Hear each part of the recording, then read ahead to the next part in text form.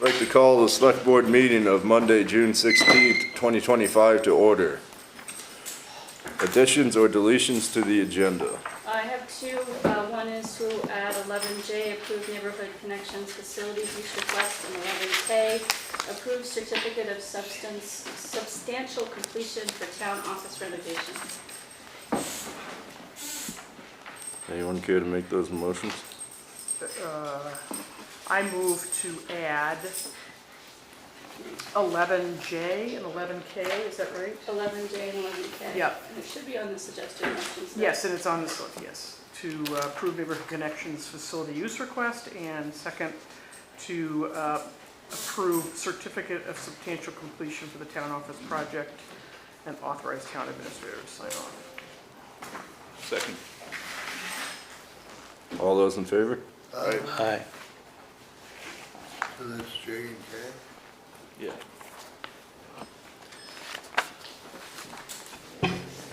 Oops, sorry. Jim, you missed one. Oh. Good. Minutes approval, meeting of 6/2/2025. I move to approve the minutes of the select board meetings of June 2nd, 2025. Second. All those in favor? Aye. Select board pay orders. I move to approve the pay orders for payroll and accounts payable. Second. All those in favor? Aye. Item 5 is announcements and correspondence. So town office renovations, if everybody's noticed, the grass seed has been laid on the graded areas. Mostly, I think back here they're still working on that.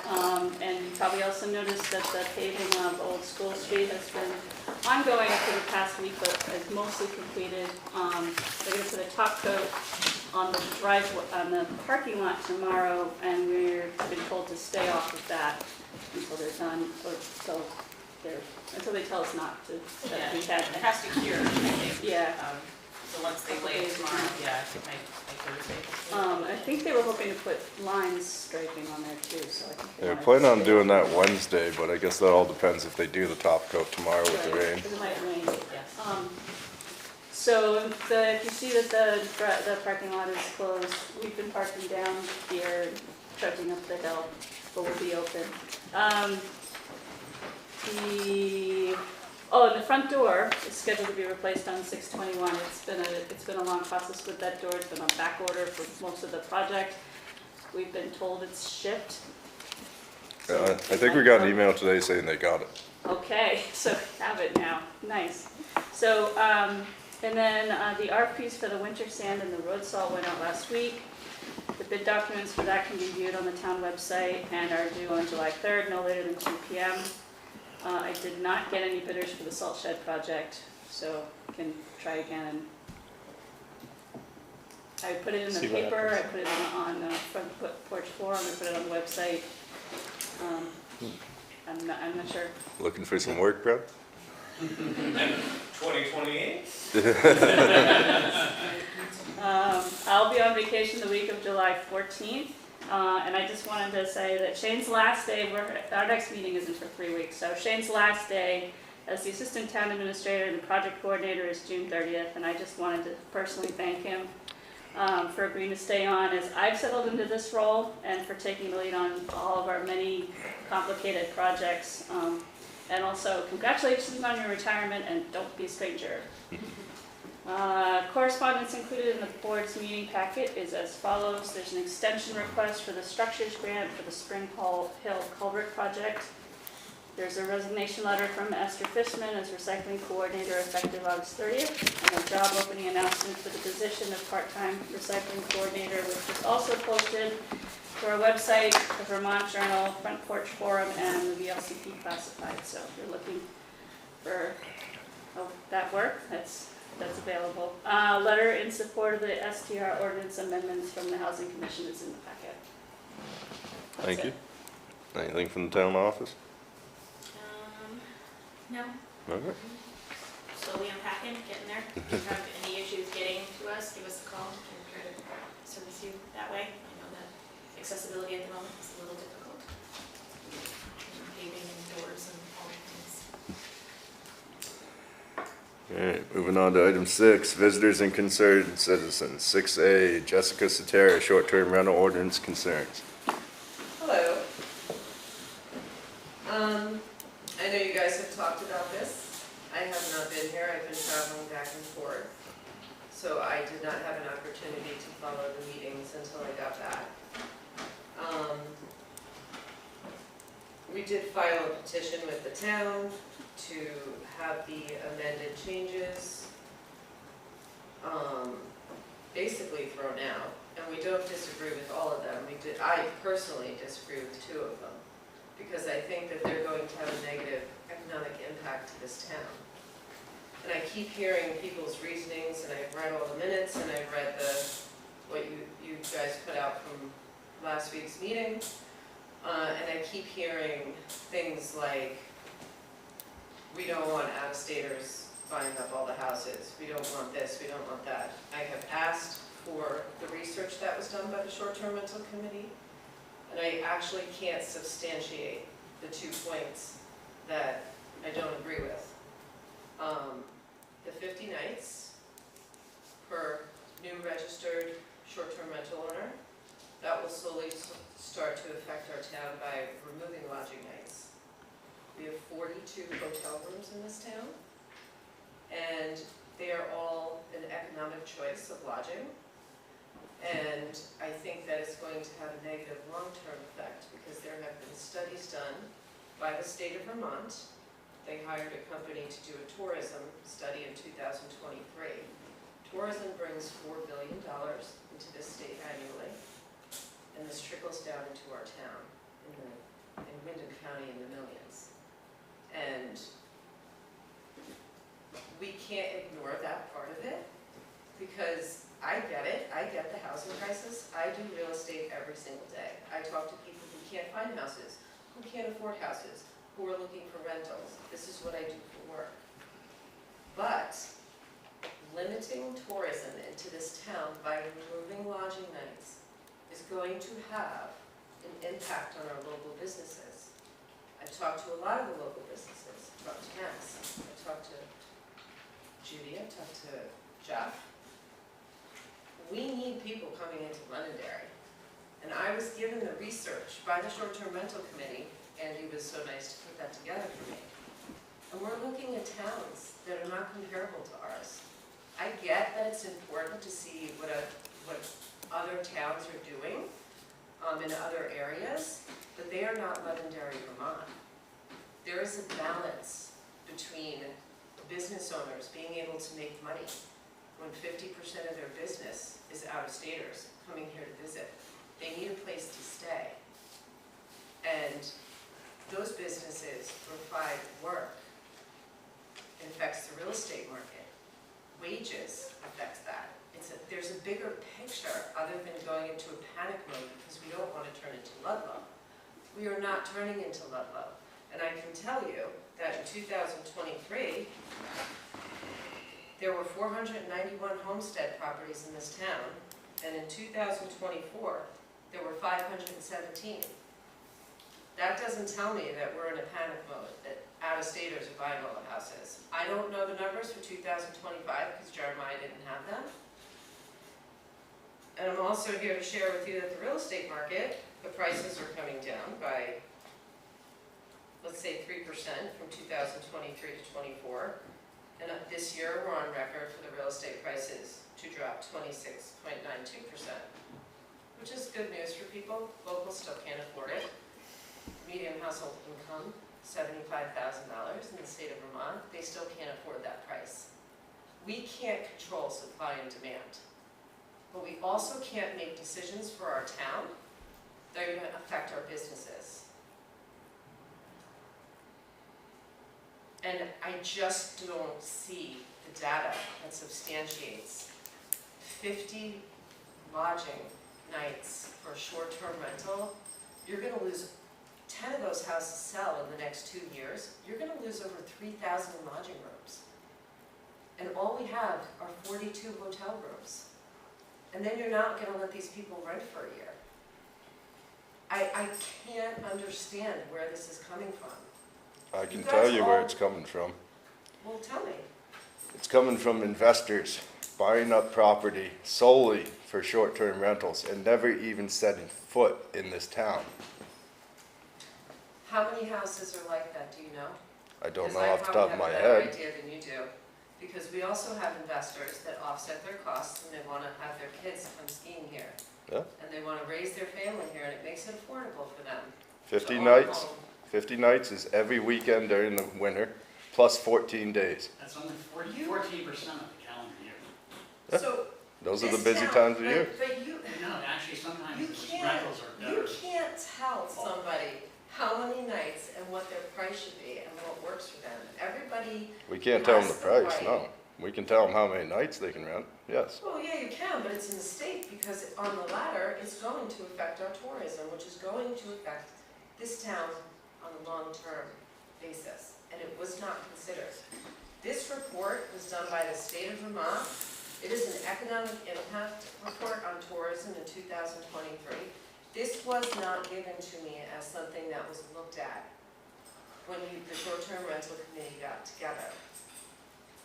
This report shows you exactly how much money people are spending, where they're spending money, where they're coming from, and the state of Vermont spent a lot of money on this data.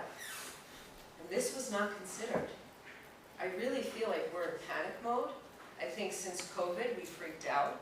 The state of Vermont didn't, on a government level, enforce short-term rentals, left it to the towns. We all freaked out, and I think we made some impulsive decisions.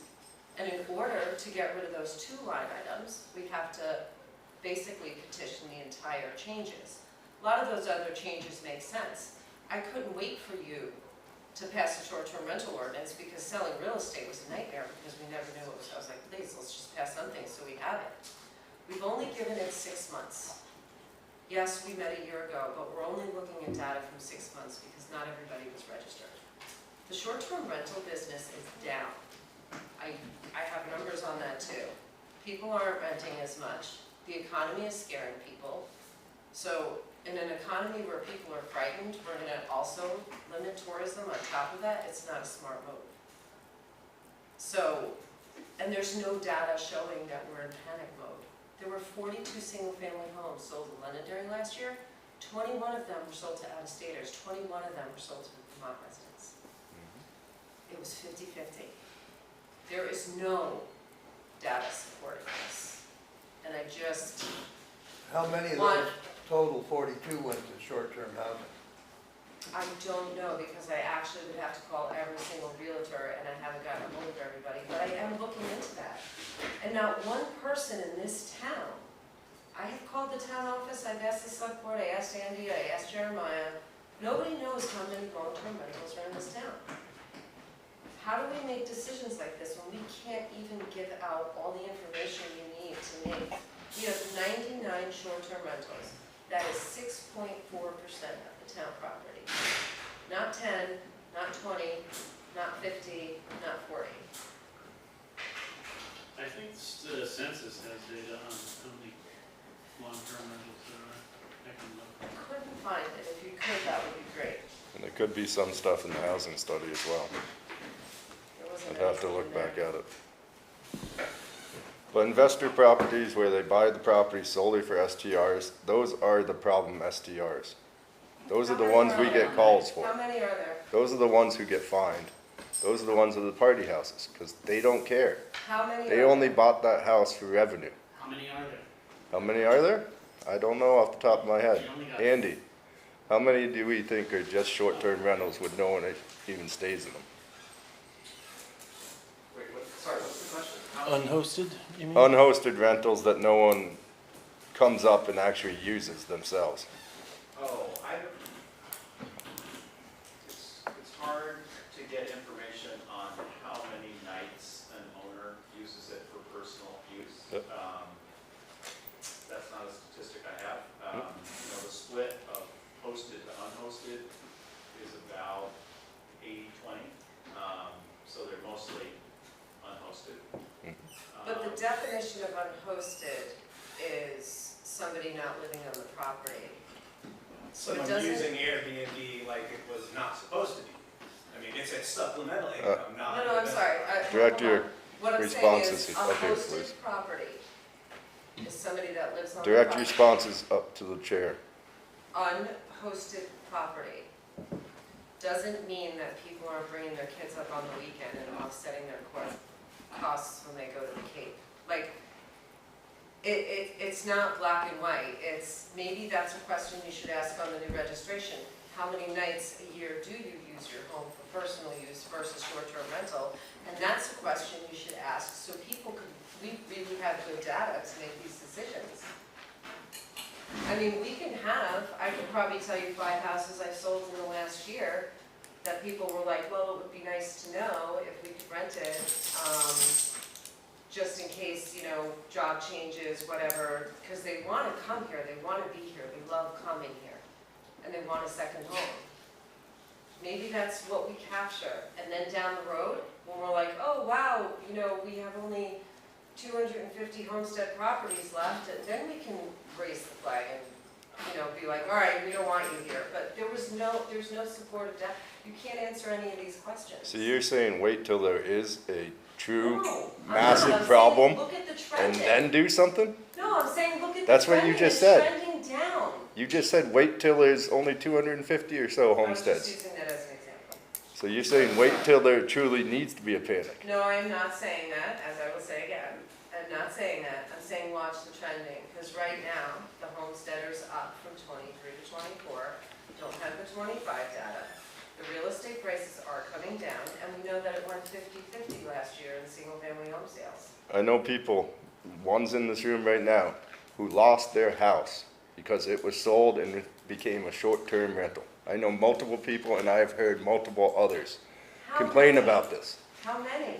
I know of Because 3 what? myself, and I've heard about at least 10 on the forum. I bought a short-term rental, and it made me be able to afford my primary residence.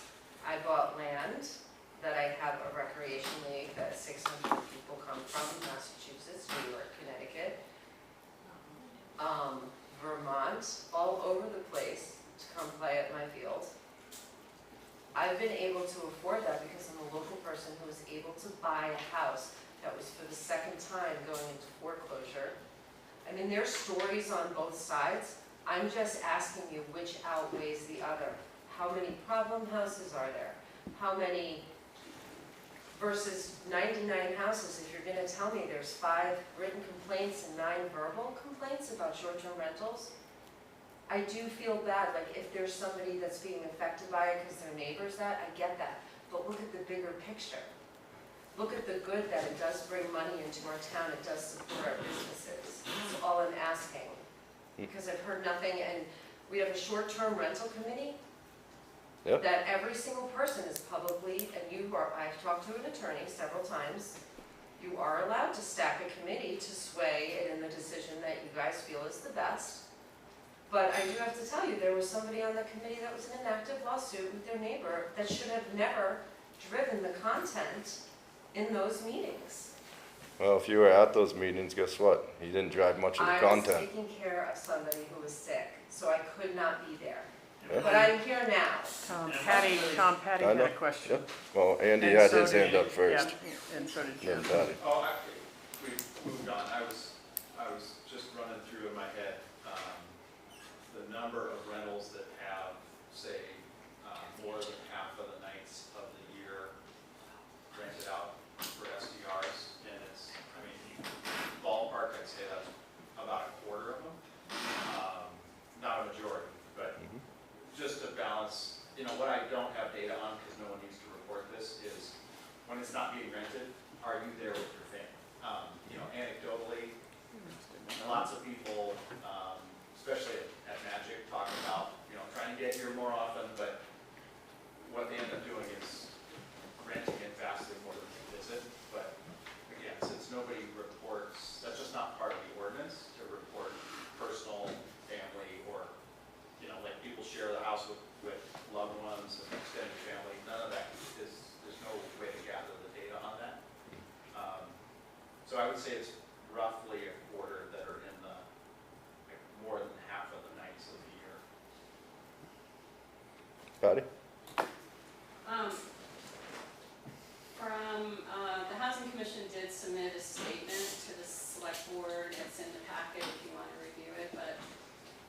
We've been following the short-term rental committee. We have two of our housing commission members were on the short-term rental committee. And we would endorse the amendments that have been brought forward and are going to the town voters. I think it's important, there's a couple of things that maybe people are misunderstanding, and that is that the changes are forward-looking. They do not affect anyone that currently has a short-term rental right now.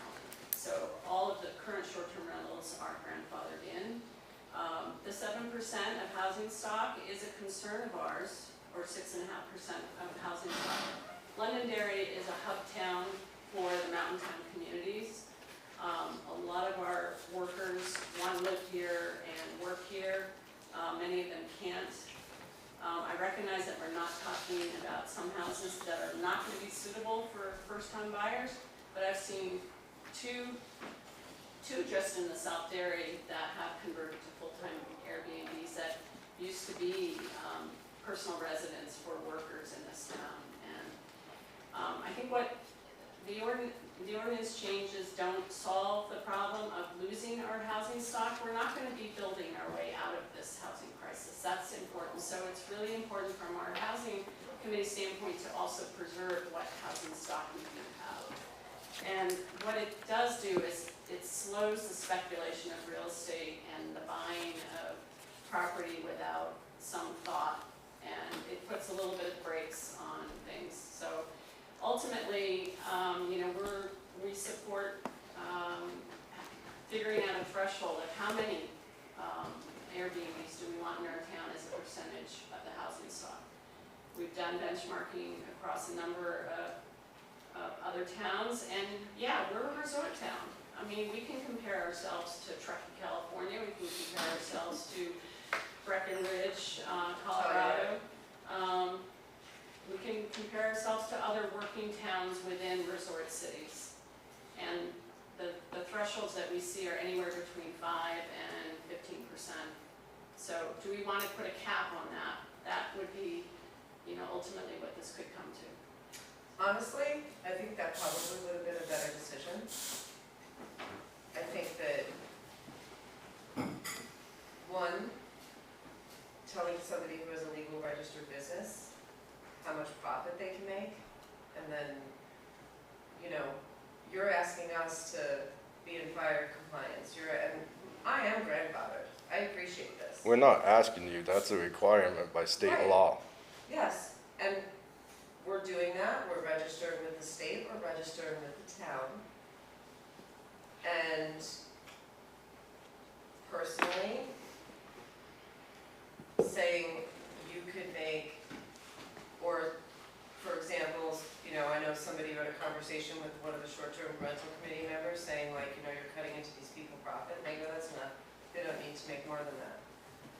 I'm sorry, that is not what this state is about. That is not, my neighbor is not going to determine that I've made enough money.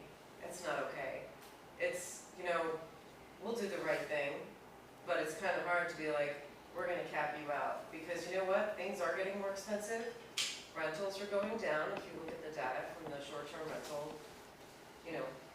platforms that research all this market trending, they are going down.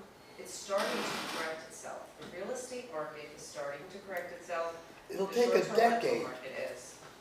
It'll take a decade. It'll never go back to pre-COVID prices when No. local people could afford to buy a place. Let me finish, I'm It talking won't. right now. When local people could afford to buy a house in this town pre-COVID, it was tough then. It will never, ever come back to those prices again. I don't care what you tell me. And it makes it harder for the local to buy a house every day. And you think it's funny. I don't. And you think it's funny. I think you need to settle down. I did not say they were going back. I said the market is starting to correct itself. And I'm telling you, you're And dreaming. correcting itself does not mean that it's going back to pre-COVID prices. It means it's correcting itself because there was so much movement in the entire country, and every state is experiencing a housing crisis. It's not just us. Yeah, we're not gonna be able to put a genie back in the bottle. That's not what I'm saying. But if you trending So what do from we do with 2020 Gene? to now. So what do we do with the genie? The market dictates the price. I don't know, guys, I don't know. It, It don't look right to me. I just think in the long run it wasn't. You're running a long ways down the road. We We're can't talking about fix- today. we can't fix supply and demand, I get that. But we also can't make such harsh decisions that are gonna affect our businesses. I keep hearing about the housing and the housing crisis and people not having houses. I know that, I live it every day. But now we're making a decision that's going to affect our businesses, our local businesses. Our businesses aren't gonna be able to survive without anyone to work there either. Jen? I have a few things. First off, I actually housed the homeless that got kicked out of their homes that they were renting when the whole COVID thing happened. So I do know for firsthand, there's a lot of people here in Vermont that have been displaced from investors coming in here and just buying up homes. And I'm asking for that. Okay, but wait, Let her finish. that, how many businesses have help wanted signs? And have help wanted signs up all the time because they can't find someone, because they can't find someone that's here locally to work. They Jen. have to drive an hour or what have you. So what's your occupancy? Jen. Like how many properties that you have? Jen, adjust the Sorry, chair. sorry. No problem. What's the occupancy? I have one occupancy, and the occupancy rate for the town of Londonderry short-term rentals is 40%, and it has not increased. So it's been 40% over the last 3 years. The prices have gone up by dollars, not by much, but the number of short-term rentals from last year to this year have decreased from 135 to 99. They went up and they spiked in 2022, and they're continuing to come down. Brown? I just wanted to speak on the short-term rental committees. I thought that we were thoughtful when we went through. I think we were deliberate, and although there may be someone that was on there that had issue in town with someone who has short-term rentals, I feel like the rest of us kind of marginalized the issues that he was having. We did have discussions about capping, and I was shooting aggressively at 75 properties. And through debate and deliberation, we decided that where we are now. And I think the whole purpose was to stop the investors from buying up houses. And no one's gonna wanna invest and have to sit a year. I feel like that's fair. And, you know, the fact that people are saying that it was done in the dark of the night with a stacked deck, I think is not very fair, considering that people are here just doing work for the town for free because we want the community. The community's dying. I mean, if Floodbrook closes, this is a shell town. And we're fighting desperately to keep it for locals. And, you know, sometimes when things don't work out for everybody, there's people that are going to be passionate about it one way or another.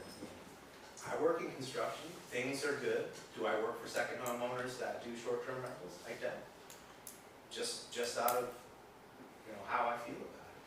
But saying that there's a stacked deck from somebody where there's, you know, your business is real estate. That's how you make your money. And I think you've done well the last 5 years. Please don't assume that. I'm not going to assume you did well over the last 5 years, so please don't assume that I did. I mean, I'm not going to speak about it, but if you look online, you can see what the sales are. At the So- start of the short-term rental committee, one of the first things I said is we are a resort town. We all know this. We have to be fair to everyone. And you're But you have to restricting be the fair number one thing. to the locals just as much as anyone else. I understand that, there's a balance. Like I said, there's a balance of business, there's a balance of jobs, there's a balance of homes available to locals, there's a balance of, we sell a product that we do not own.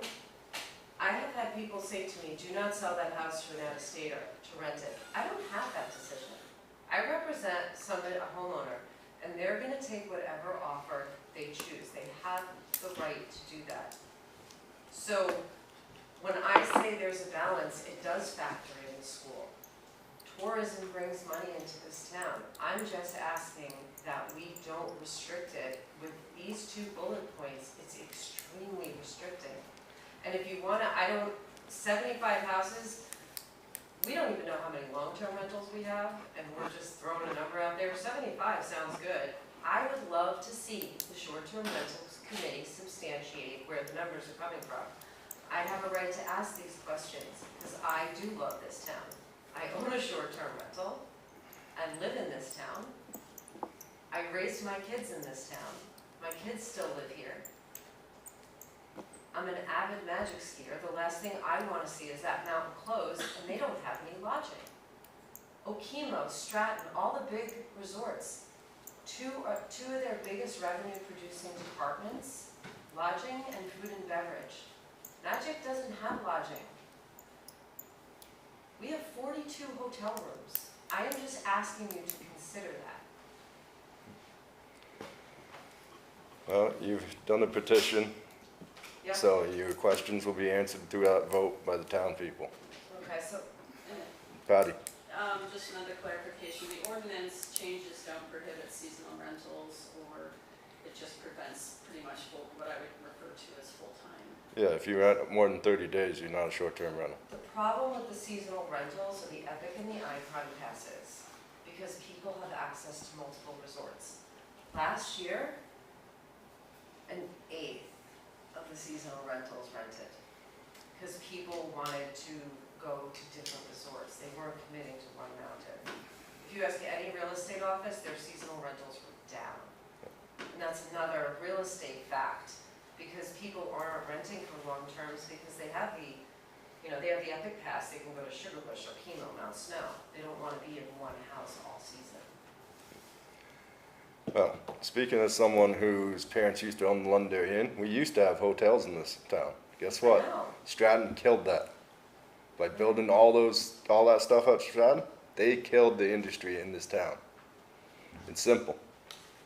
I would also point out that Stratton is now in the business of buying up old hotel and motel properties. They want 4 in Manchester. Yep. So is Yeah, this. so- Citizen as well. Well, that's all stuff that's happened, so.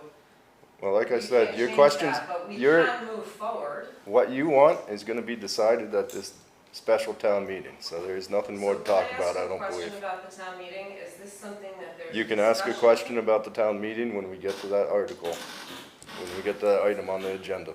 Oh, Yeah. okay. Any further statements or questions? All right, moving on. Any other visitors and concerned citizens? No? Item 7, town officials business. 7A, town treasurer. A1 is budget adjustments. So Tina couldn't be here tonight, but this is what she wrote for us. Budget adjustments are to correct the new road crew position from a single line item to disperse the salary adjustment line. So she's just moving the 90,000 into the road crew as a road crew position.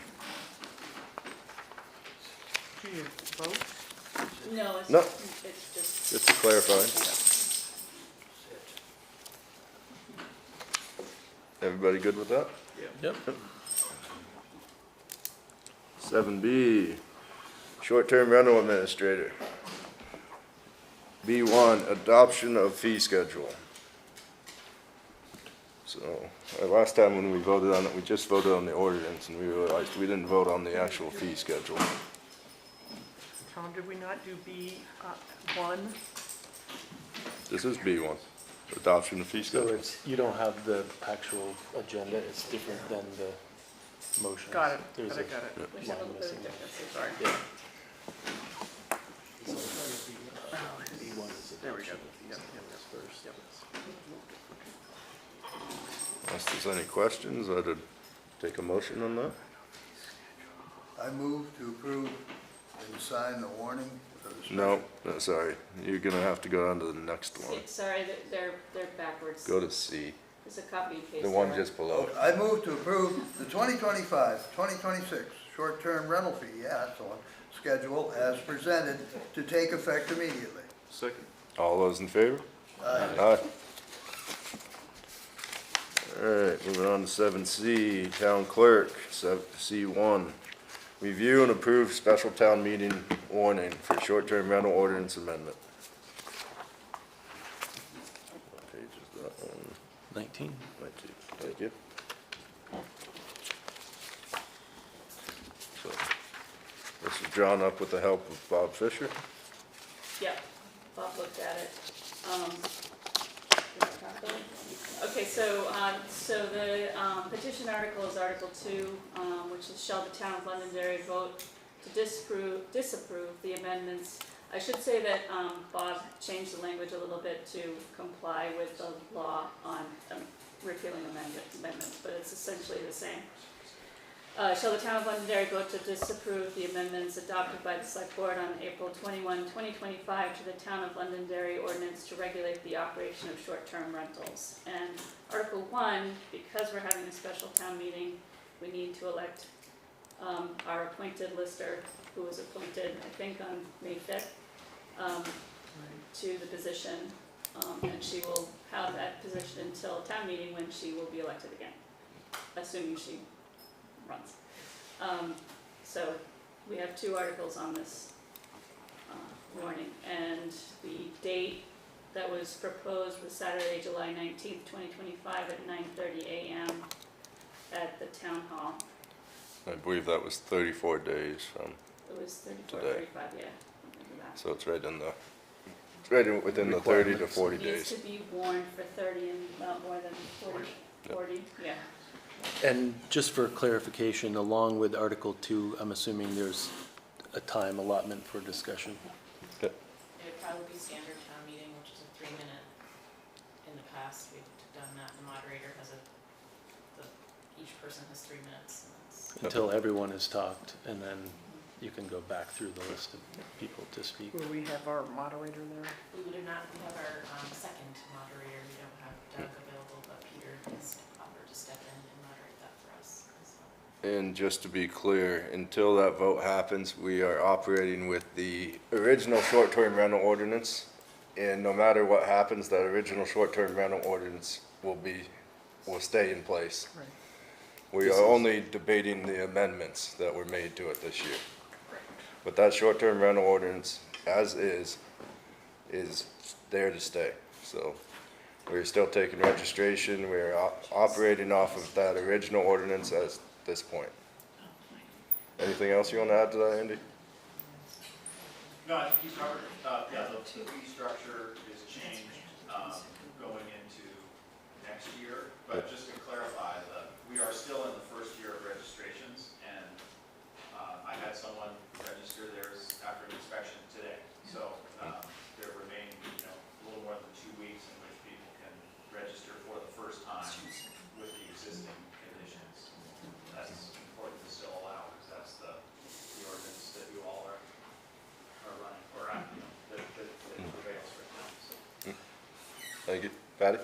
Is there a way for the town to make available, I call it a red line or a highlighted copy of the amendments, so they don't, people that want a quick read? Yeah, we will get that up on the website.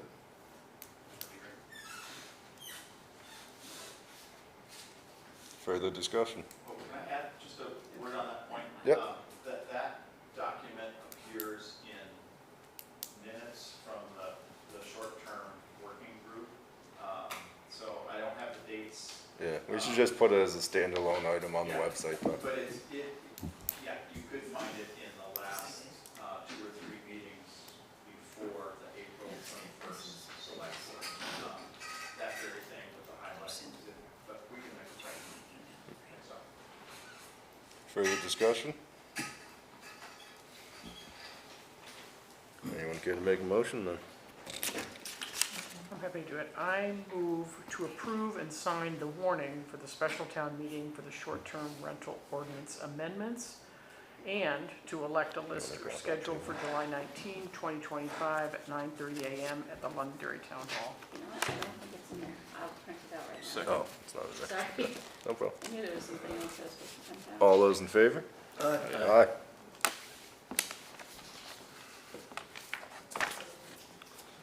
Did you get a second? Yeah, I already did. Oh, You, okay. Yep. Item 2 under C, delinquent dog list. I included what's, who's delinquent. May 30th is our deadline for now. After this, they're very delinquent, and, once you approve it, I will send that list to Pat Salem, so he can then go and find new people that need to pay. Looks like a rather long list. It's actually about, way shorter than it has been the last 2 years. Has it? Oh, that's good. Yeah, we have actually the highest in like 3 years registered. That's good. I almost ran out of tags, so, yeah. I'm actually getting caught up, actually, this is smaller than it used to be, so.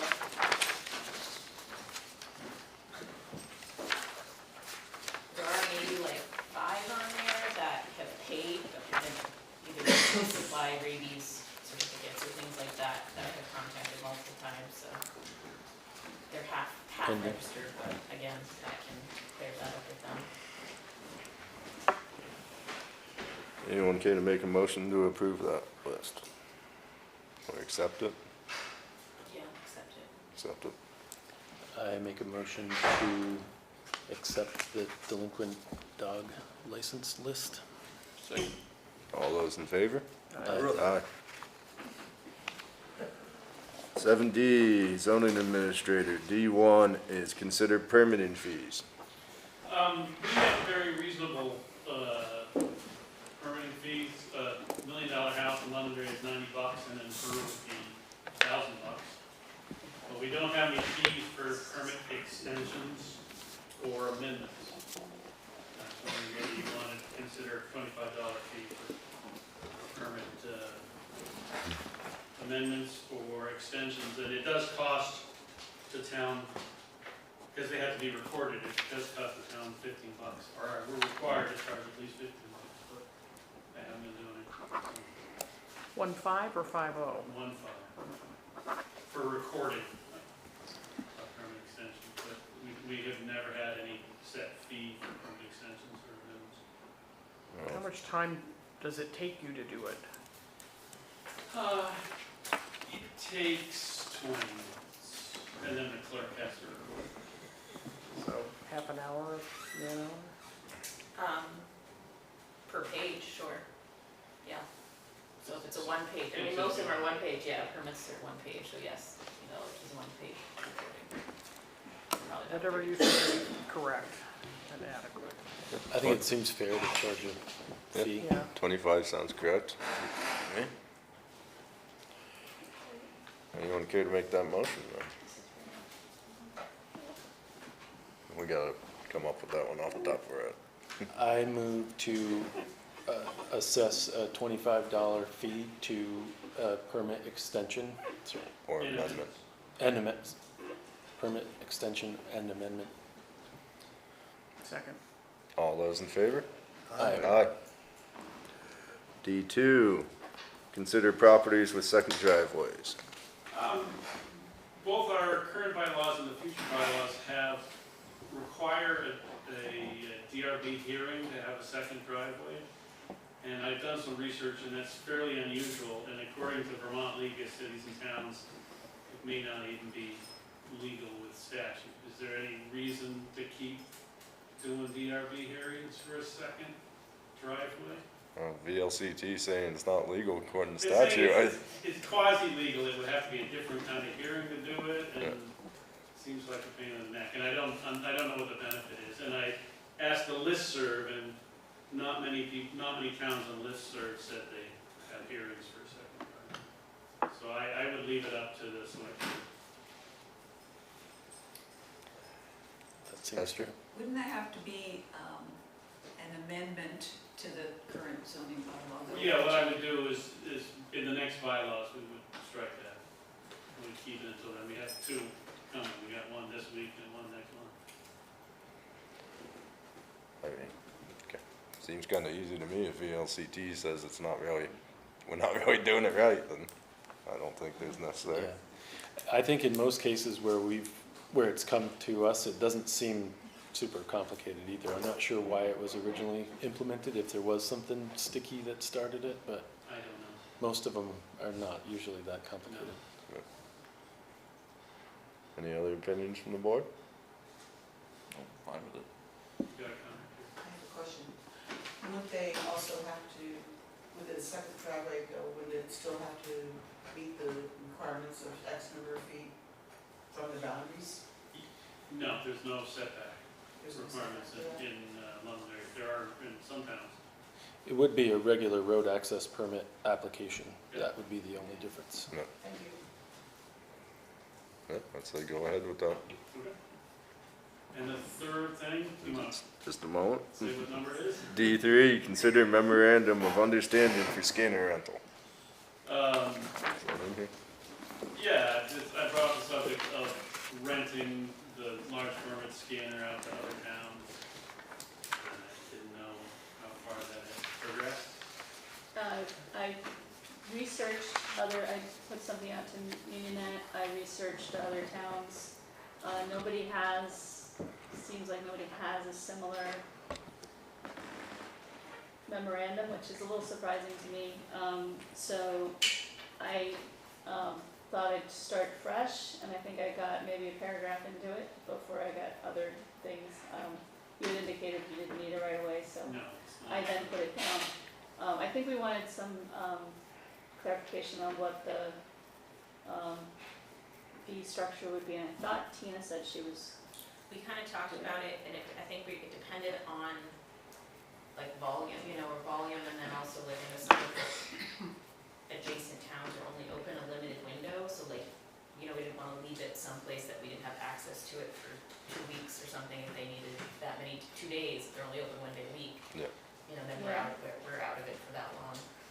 So it was more we thought maybe based on volume, so like, if they came to us and said, okay, we want to scan X amount of documents, and then we can say, okay, you have this long to do it for this dollar amount or whatever, something on that. It's I kind of- can't believe it's a good idea to move a It piece is of equipment like that. It is designed, it does have a hard case, I mean, it lived in its case most of, like, through the move and everything. It is designed that way, it's not, I would think the optics on it would be no, I mean, I jostled. think also part of it is signing that, you break it, you buy it, like, it's. I think we did talk about like an Yes. insurance Yes, type yeah, definitely. inclusion, yeah. We definitely wanted that part of it, but, there is obviously wear and tear if you're scanning how fast, so it was more based on volume of how many documents you needed. Right. But some towns, I mean, you're talking 10, 20, you're talking a very small number versus another town may have an excessive amounts of, Mhm.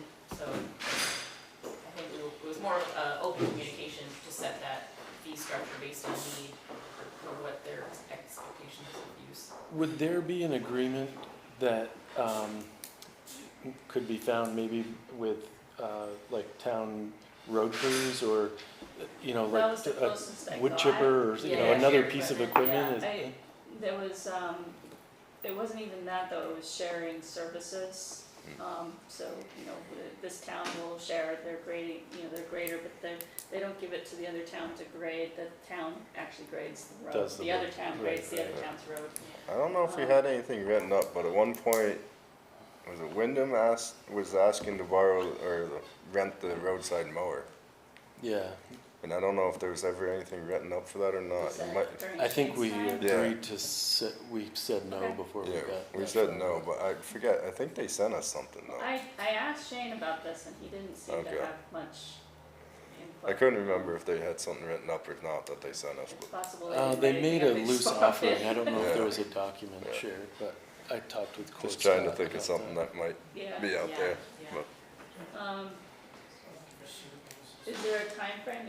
Is there more of a time, give me an actual deadline? I'm more I would likely think to- the actual scanning would be a winter. A winter thing, okay.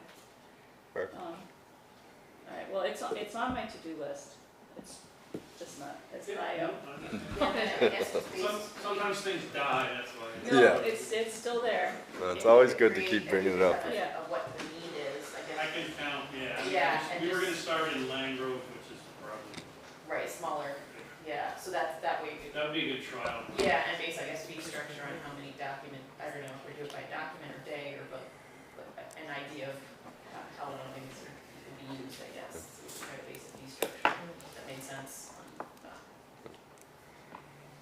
Sounds good. We'll keep working on it for you. All right, great, thank you. Item 8, transfer station solid waste management, 8A's updates. Any updates? Yeah, we had a hazardous waste collection at the last rainy Saturday. It didn't only rain, it poured the entire time. So, and I couldn't count cars because my Marks Anywhere didn't in the rain. So I'm gonna have to guesstimate when I send that to the state. But we had a steady stream of cars, so I think it went okay. I don't have the numbers yet of what we collected. We had a really successful electronics collection on May 17th and filled up a tractor trailer and a box truck. I do have the numbers, but I don't have it off the top of my head about the amount that we collected. It was somewhere around 17,000 pounds. A lot, yeah. I also, in your packet, is information about what's happening at the state level with the hazardous waste EPR legislation that's progressing. No stewardship organization has stepped up to the plate, so what happens when that doesn't happen is the state takes on that role. And the other thing is the pesticide grants, I'll say that they've been granting for the last, I don't know how many years, is just part of the money that the pesticide producers, manufacturers, pay into the system. Some of that money, most of that money is used for clean water. Some of it is given out as grants to the solid waste entities. In the last few years, they have not covered even one collection that we've done. So there's legislation to raise the amount the manufacturers pay into that. And I think that's going, there hasn't been any objection, so I think that's going to go through. So that would be great. So we would get reimbursed for the pesticides we collect. Oh, yep. Moving on to 9B, discuss wood burning at transfer stations. So we have had a neighbor complaining constantly, I guess you could say, about the smoke. They went to the state. DEC reached out to me. I had a conversation with DEC. One surprising thing he did tell me was, even though we're burning at the transfer station, that wood is only supposed to come from Londonderry. We are not supposed to accept wood from other towns. And he also said that if he gets another complaint, he's gonna come down to the transfer station, and he said the likelihood is very high that he's gonna shut us down from burning there, period. So, go ahead. So I have visited the select boards of Land Grove, and I just came from the Wyndham Select Board to talk about this. And what Tom is talking about is that Londonderry is an approved Act 244 site. That is specific to a town, so what we burn at the Londonderry transfer station should just be from Londonderry. That's not what's been happening. We've asked the other towns not to bring, their road crews not to bring clean wood in for burning. We've kind of shut that down for now. And I've been talking to the other select boards, and I still have to go to Weston and peruse, that there were two options. I was presenting one that each town can become an Act 244 site. They would have to apply to the state, and in your packet is the way that the procedure to do that. Would that be for their own site, you mean? Or For their own town, right. not to be permitted to burn in Londonderry, but to burn in their own in their hometown? Correct, they would have to find a site, they would have to apply to the state to become an Act 244 approved site to do that. And I did bring extra copies if you don't have that in your packet, but I think Eileen No, it's in the packet. Yeah. And so the other option was, I didn't want to just say, hey, don't do that, without saying this is what you can do. So that was one of the options. The other option, we asked Hunter if he would allow this material to come into his site, and he said yes.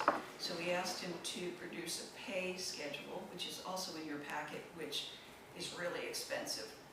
I also contacted Shaves, and they said no, they could not handle the volume that would be coming in. So I would like to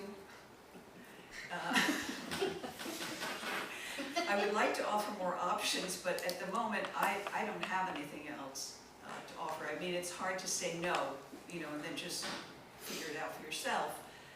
But so far, that's the only thing that I've come up with. So, yeah. And looking around, I mean, you have to have someone present watching the fire. There's not any really good other spot on the transfer station property where we could have someone watching the fire without trying to hire someone just to do that. I don't see, this neighbor's gonna complain again, no matter what. Every time they burn, they come down, they take pictures, just, there's no getting around that. What is the volume if we were just to have it as land mass? That's the right word. If we were just to sort of dump it and not burn it. Well, that is an option some transfer stations do, but Just build. I mean, that's gonna take a long time to decompose. I have brush piles up in my deer camp that have been there for 20 years and they're not gone. They're not gone. I don't think that's sustainable either. I wonder too if there, I mean, is there like floodplain considerations, and we have more town property that we could spread it out maybe, but I don't know if we'd be permitted to do that kind of stuff in multiple sites, and I mean. I think you gotta be permitted for one site. Well, I don't know, because the transfer station is still a 244 site, Yeah. and when I talked to the gentleman at the state, he said, what you were proposing, yes, you could do that also, Yeah, but 'cause just take Londonderry, if another site was in Londonderry, to just Londonderry would. yeah, 'cause one of I didn't forget to mention something. I was just at the Wyndham Selectboard meeting, and they said, okay, so if you're not taking our stuff anymore, does that mean you're gonna reduce what we pay to the solid waste group? And I said, well, we weren't charging the town anyway. And they said, well, but you do have your employees that you pay, take time to burn the stuff. So they asked the question, I said, I will put it to our select board. So there you have it. My feeling is that it's been an undercharged service for many, many years, and to stop providing that service would not constitute a refund of any sort. And one thing I was thinking about was the Proudy property, possibly if it's allowed doing that at the lower field just for the road crew. That way they have a place to burn their stuff, because Josh said probably about 75% he can do away with or chip. The chipping's gonna add extra time, but he said there is some stuff that's either gonna have to go to the stump dump or they're gonna have to burn. I think we talked about that a little bit based on like the diameter, you know, you can't burn green logs that are giant, you know, you treat them like stumps basically and try to deal with it otherwise, but the act of like separating everything, and we talked about preparing it to chip it once or twice a year, which, you know, you go to a pile that's all tangled up and try to chip it without machinery, or, you know, just, there's not a lot of great options. And I think that Hunter has an industrial-sized chipper, but when he was looking at where some of the stuff was dumped that came in that did not get to burn or did not go to the stump dump, he said there was always the danger of pieces of metal being in there and ruining the equipment. So, yeah, that wasn't something. There'd have to be a new set of guidelines along with it, because I mean, burning clean wood can mean, you know, dimensional lumber that might have nails in it, or, you know, so if we're talking just tree brush, that's one thing, but that's kind of not what it's more than that. And And another, it has to be monitored too, which is Right. problematic. and if we were to continue burning, in any capacity at the transfer station, I think it'd be a nightmare trying to say, well, are you from Londonderry? Well, you can't burn here then. Right. So there is no good solution that I have found. But I would say the best solution is to just stop burning at the transfer station. I think the silver lining is that it's not toxic waste. We should be able to ask everybody to deal a little, you know, if we tuck logs and stumps and stuff back in where they came from and don't collect it. Once you collect it, it's a problem. If you disperse it, it's less of a problem. So I heard from a tree guy who was grateful that we had that site at the transfer station. So it's going to affect their business, and if they have to pay to bring it to Hunter, and it is you have the amount that he quoted, it was pretty big. 6 yards and less is And I know nothing $150. A dump truck up to 20 yards is $250 a load.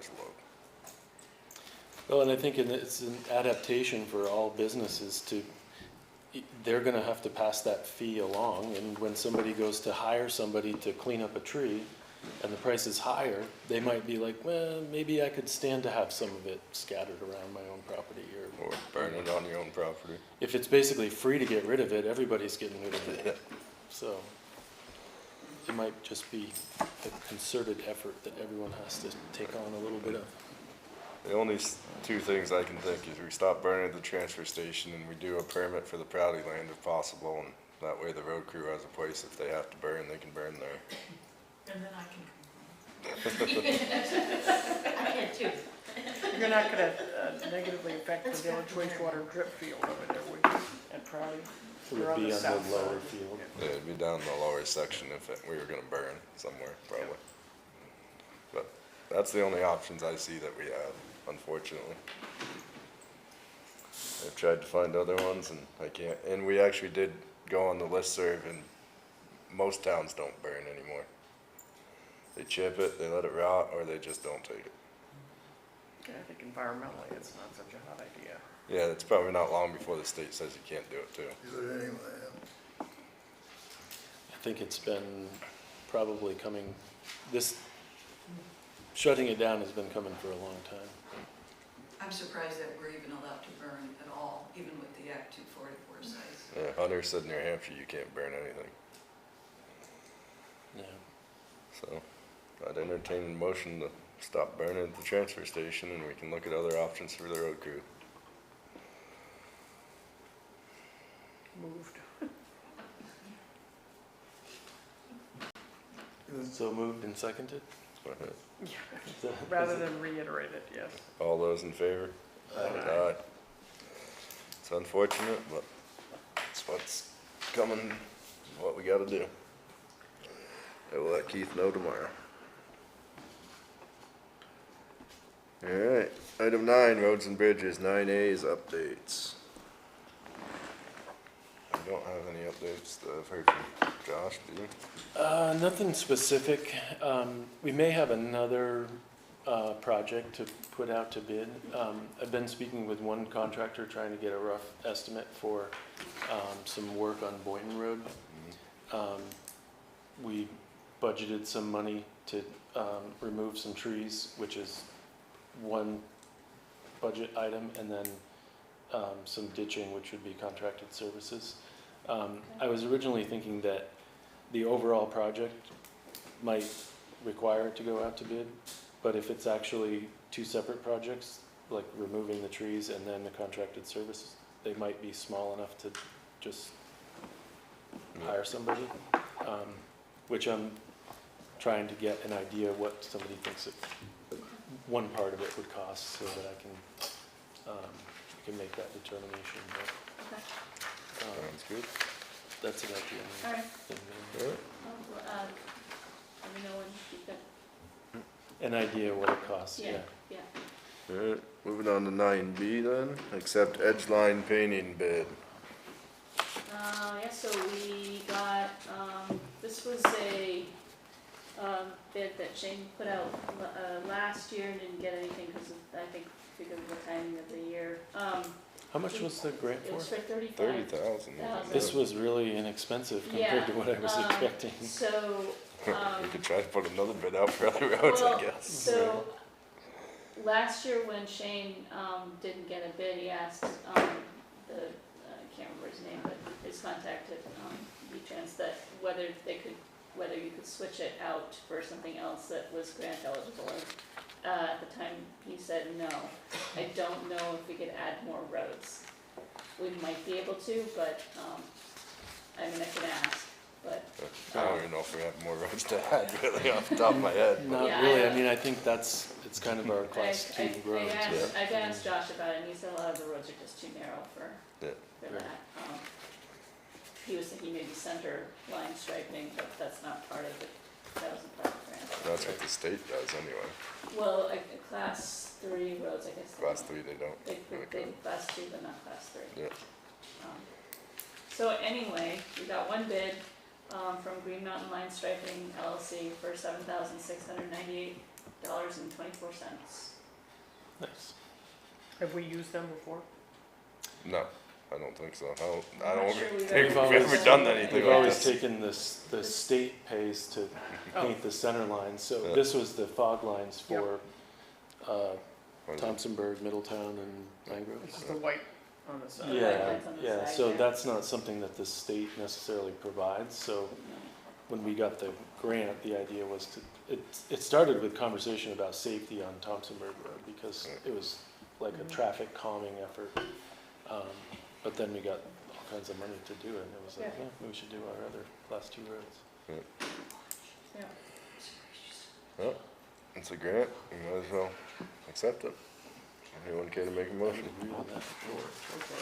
I move to accept the proposal from Green Mountain Line Striping LLC relating to edge line striping estimated to cost $7,698.24. And 2, authorize the town administrator to execute any documents necessary for the hiring of the contractor to conduct the necessary work. Second. All those in favor? Aye. 9C, accept paving bid.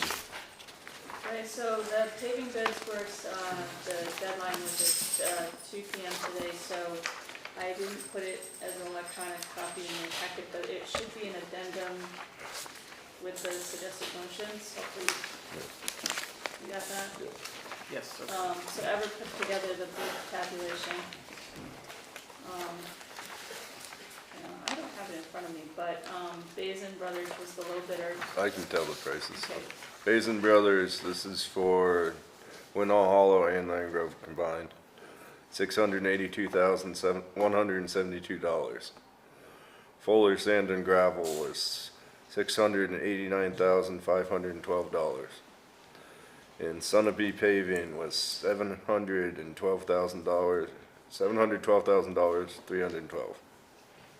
There you go. Everett has said he's worked with Basin Brothers. Josh has never done it, so Everett says they're great to work with. I know Hunter's gonna be doing all the culvert work and stuff for Fuller, so. And we've worked with Fuller plenty of times, so I don't see a problem with either of them.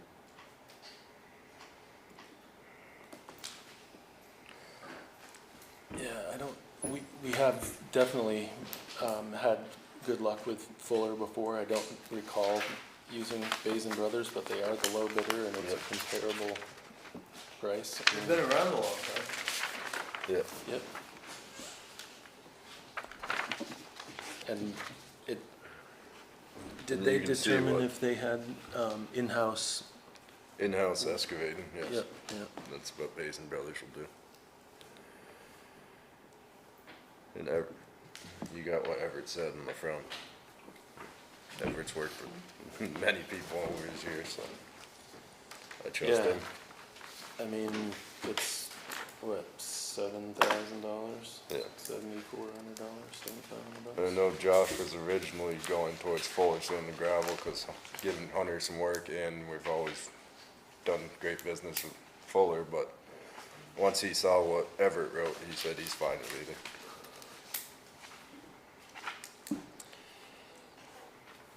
Anyone care to make a motion? That we're going with this Basin. Either I'm one's fine with that. I'm fine with this. I think they're both good options and Yep. the prices are very close, so. With Everett's recommendation, I'm fine with Basil. I'll make the motion. I move to accept the proposal from Basil and Brothers Trucking to provide services relating to paving town highways, estimated cost $682,172, and 2, authorize the town administrator to execute any documents necessary for the hiring of the contractor conducting necessary work. Second. I just wanted to add one thing before we voted too, was Land Grove Road was a $200,000 grant from the state, so that's mostly paid for. I think there was some small matching funds for that one, maybe 25. I don't remember. I don't remember, But usually there is. And with both of them combined, I think our paving budget this year, because we missed during the flood, and then we had the 340 from last year, and then we had some extra funds. We were somewhere around 900,000, so next year we'll have a little surplus to work with on top of what we vote for at town meeting. And I think the surplus should likely, based on Everett's recommendation, be used for the chip seal on, Yeah. I guess we have two options where we can use it, but he was recommending that to extend the life of the work being done. Yep. I'll state that. All right, all those in favor? Aye. Aye. And 9D, accept chip seal bid. So we only got one bid from a company called All States Construction Incorporated. My understanding is they might be the only ones that do this kind of thing anyway. I'm not sure that I gave you each a copy, but the bid itself is in the envelope there. They came in at $131,900.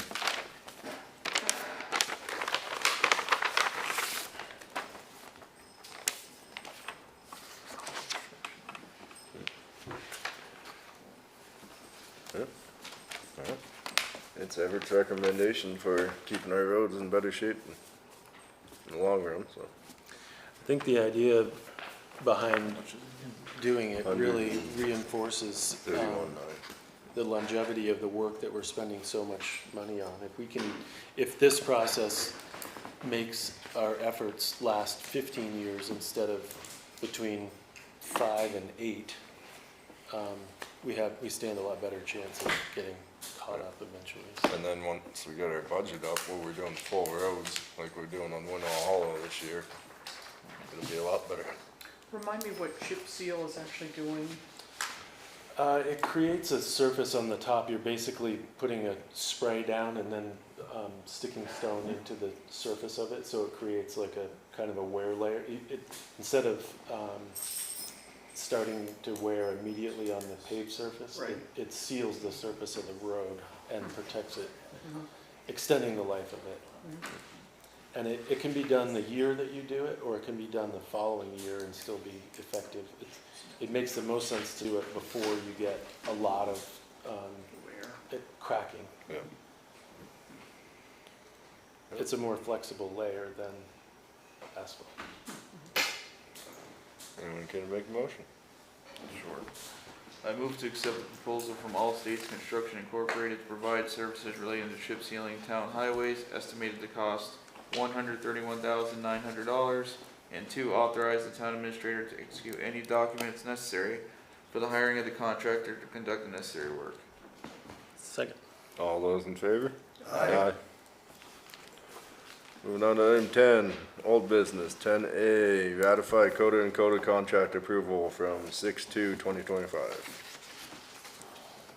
Why do we need to ratify it? Did we approve It Because wasn't there was an warned. addition, so whenever you add agenda items that aren't on the Yeah. warning, you need to ratify it at the next On that meeting. Okay. I'm happy to move it. I move to ratify the board's 6/2/25 decision to sign the contract with Coda and Coda for another year. Second. All those in favor? Aye. And on to item 11, new business. 11A, discuss GNAT TV live streaming solutions.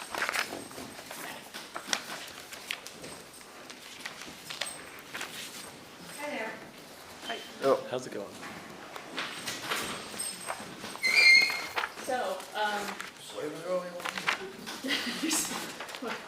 there's a dog. We're having a dog break.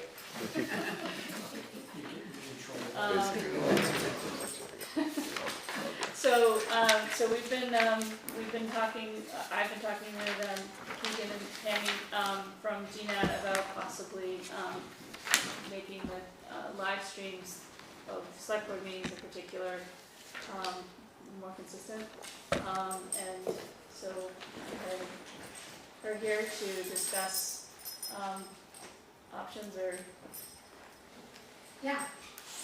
All the Anyway, take options, it- yeah, take it. so, my name is Tammy, I'm the executive director of GNAT, I've been here since 2011. And first of all, thank you for having me, it's been a while since I've been up to see the board. And so my goal tonight is really just to build our relationship, let you guys sort of know how we came to be, where we're at, and different opportunities for the future. I tried to put together in the presentation sort of an overview of why we exist and why we do what we do, so hopefully you got a chance to look through that. Just also want to remind everyone that we have a community calendar that's free for you guys to participate in, that's being really widely used by the citizens. Any press release information that you want to send to us, we now look forward to that.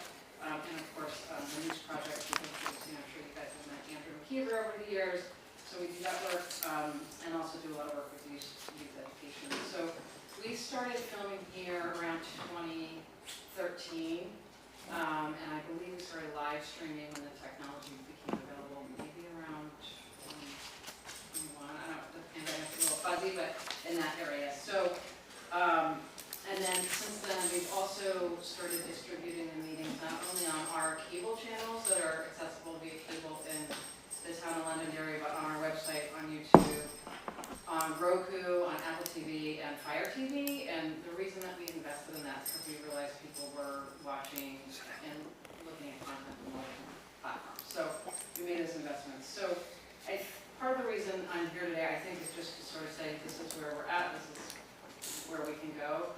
I will say that a lot has changed just in a short period of time, really since COVID, in terms of the hybrid meeting requirements and now the open meeting law and all of those changes.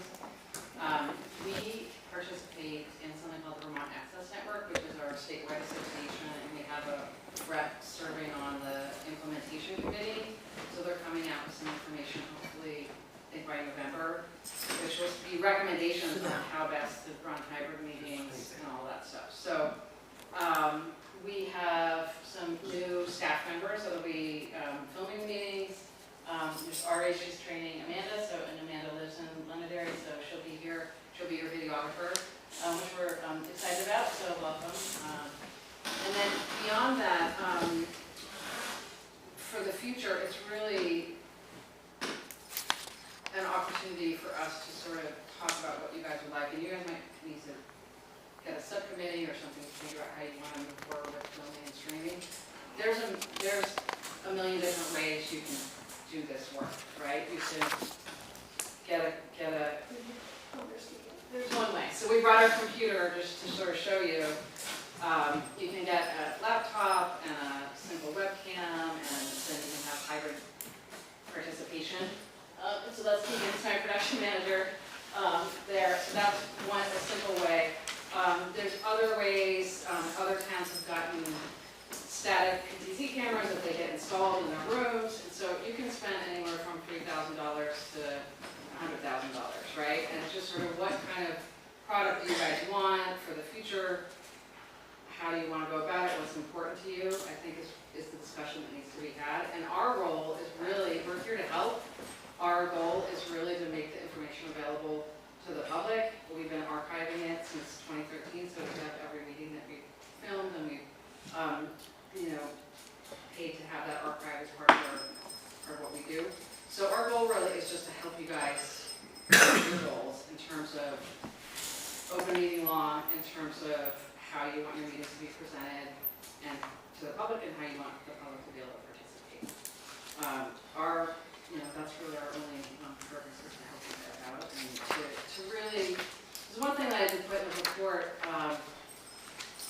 GNET has really been an independent third party, and I think that's really important in terms of having us be an independent third party that provides the service. So we're really working for the citizens of the town, and that's important to me philosophically. What else can I say in there?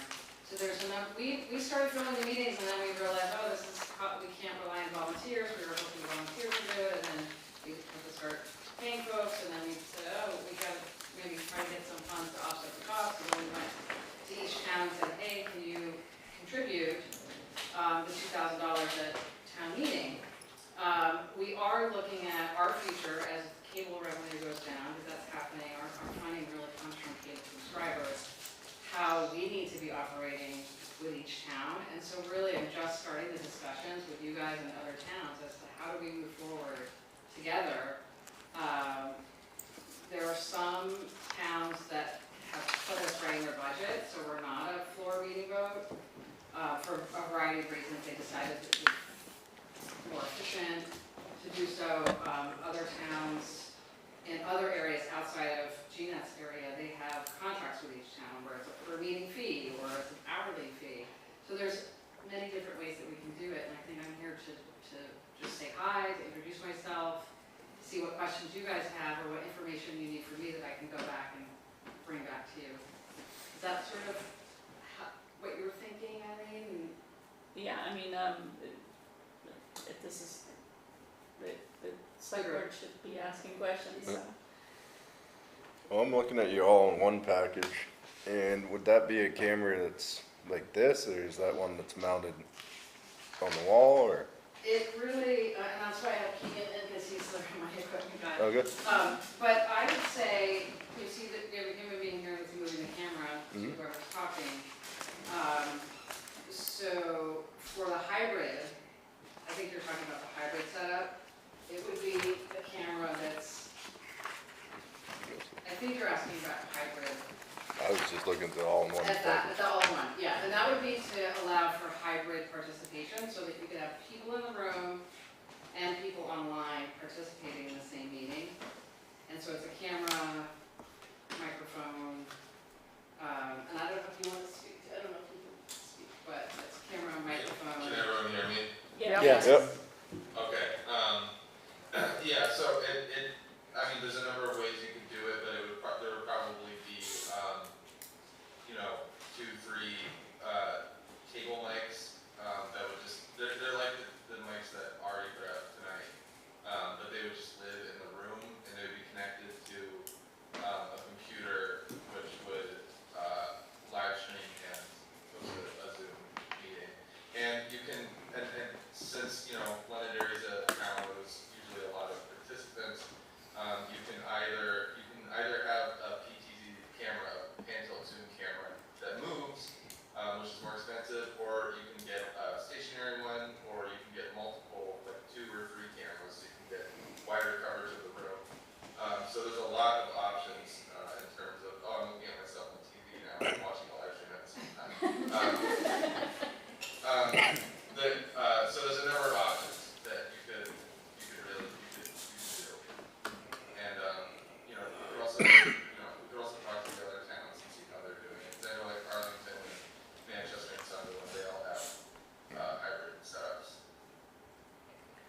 I think Did you answer any other I questions? think that answers, I don't know if that answers your question, but it depends on the quality of production you want. So Yep. you can get one camera and you see one person's side of their face the whole meeting, so it just depends on what you guys want. Is the owl still operational for us? Does that Yeah, still work? Or, it does, just not, the but it's picture it's picture limited? quality is awful. It's not, yeah, it's not very good for meetings like this. And Just to let the board know that during the policy change for appropriations, GNET became a line item in the budget. Oh, good, okay. yeah, and the owl, when you're watching a meeting online, that thing's just like whoop, boom, boom. You almost get seasick at times. You're like, just stop the thing It's moving. It's very hard to follow meetings that are, I mean, mean, it's good for, one-off meetings where you need to have something that Mhm. covers the whole room, but for some more formal meetings like this one, it just doesn't cut it. If I could interject, the owls are mostly made for like, you know, a meeting in a small space, so like think like BRSU, but even smaller. Yep. So I mean, basically everyone's saying we don't like the owl, but I don't recommend the owl for something like this, because the way it works is, there's like basically a tiny computer in there that like detects who's speaking, and then it like creates a new screen for that person.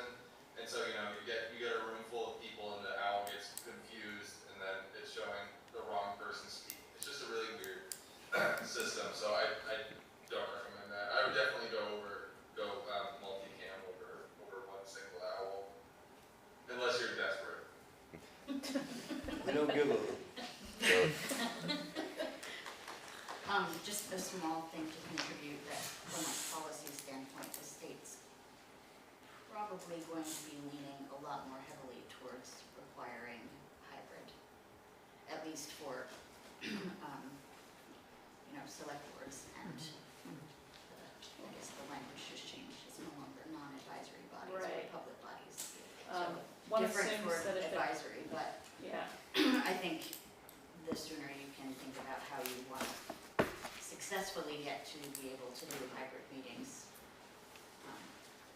the more ahead of the curve you'll be. We need to remodel this room again. It's a good thing you just said that, right? The timing is amazing, but just, that's, policy has changed significantly since. the state has, sorry, can I say? So the state has, started moving significantly towards that, and, one hopes that if they do start requiring hybrid meetings, that they will also, fund those meetings, because they do require significant equipment. Doubtful. Not my circus anymore. But from a policy standpoint, I would start trying to wrap your heads around that. Yeah, and I think certainly my hope would be that people, regardless of whether or not they're sitting in the space here or they're sitting in their home, can A, listen, and B, contribute in a moderated fashion, just the way people in the room with us are. So whatever gets us to that position as soon as we can, I would certainly do it. And I would suggest that somebody from the select board, along with Eileen, and then somebody from GNAT, work together to propose to us what that looks like in terms of dollars and cents. Just go figure it out. I was just gonna suggest the same about the money part of it. There's such a wide range of avenues and costs associated with that, from less than 1,000 to over 20,000. And I think if you wanted everybody to be able to sit here and be filmed and heard and invite people, electronically to contribute, you're looking at the upper end of that. I mean, it's a significant amount of, not really infrastructure, but equipment that needs to be updated. I mean, we just updated this and we're probably already missing some key wiring for a system like that, but. Would we also want the meeting rooms downstairs equipped? Do smaller committees meet downstairs now? They can use the usually owl. use the owl. Oh, they would, okay, Yeah. all right. Is there any? Do you have any idea if there's any grants or anything available to towns for this stuff? I'm figuring not, but you never know. No, I mean, This is just a little line item. I think the ARPA money's already gone, Yeah. that would have been a good use of it, the timing in terms of when towns are ready to tackle this issue and when that money came in, didn't always meet, so no. Just figured I'd ask. Yeah, and I know, like some towns, I can't remember which one, they installed really a permanent, a really robust system, and it was $42,000, right? So, you can spend $3,000, or you can spend $42,000.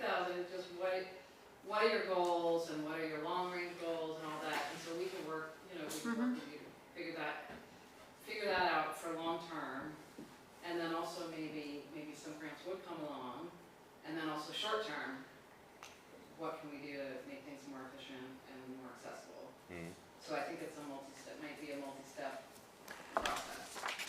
I think we should pick a target area of the money that we think we could come up with and start budgeting for it. I mean, it may take a few years to get enough money to do what is needed, but it seems like there's enough support from all the committees to have a system that there should be money to. Well, we do have the building reserve fund, and that would fall into that.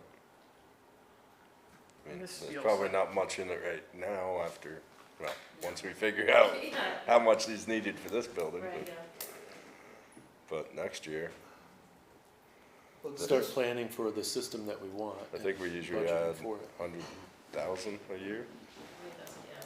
We do.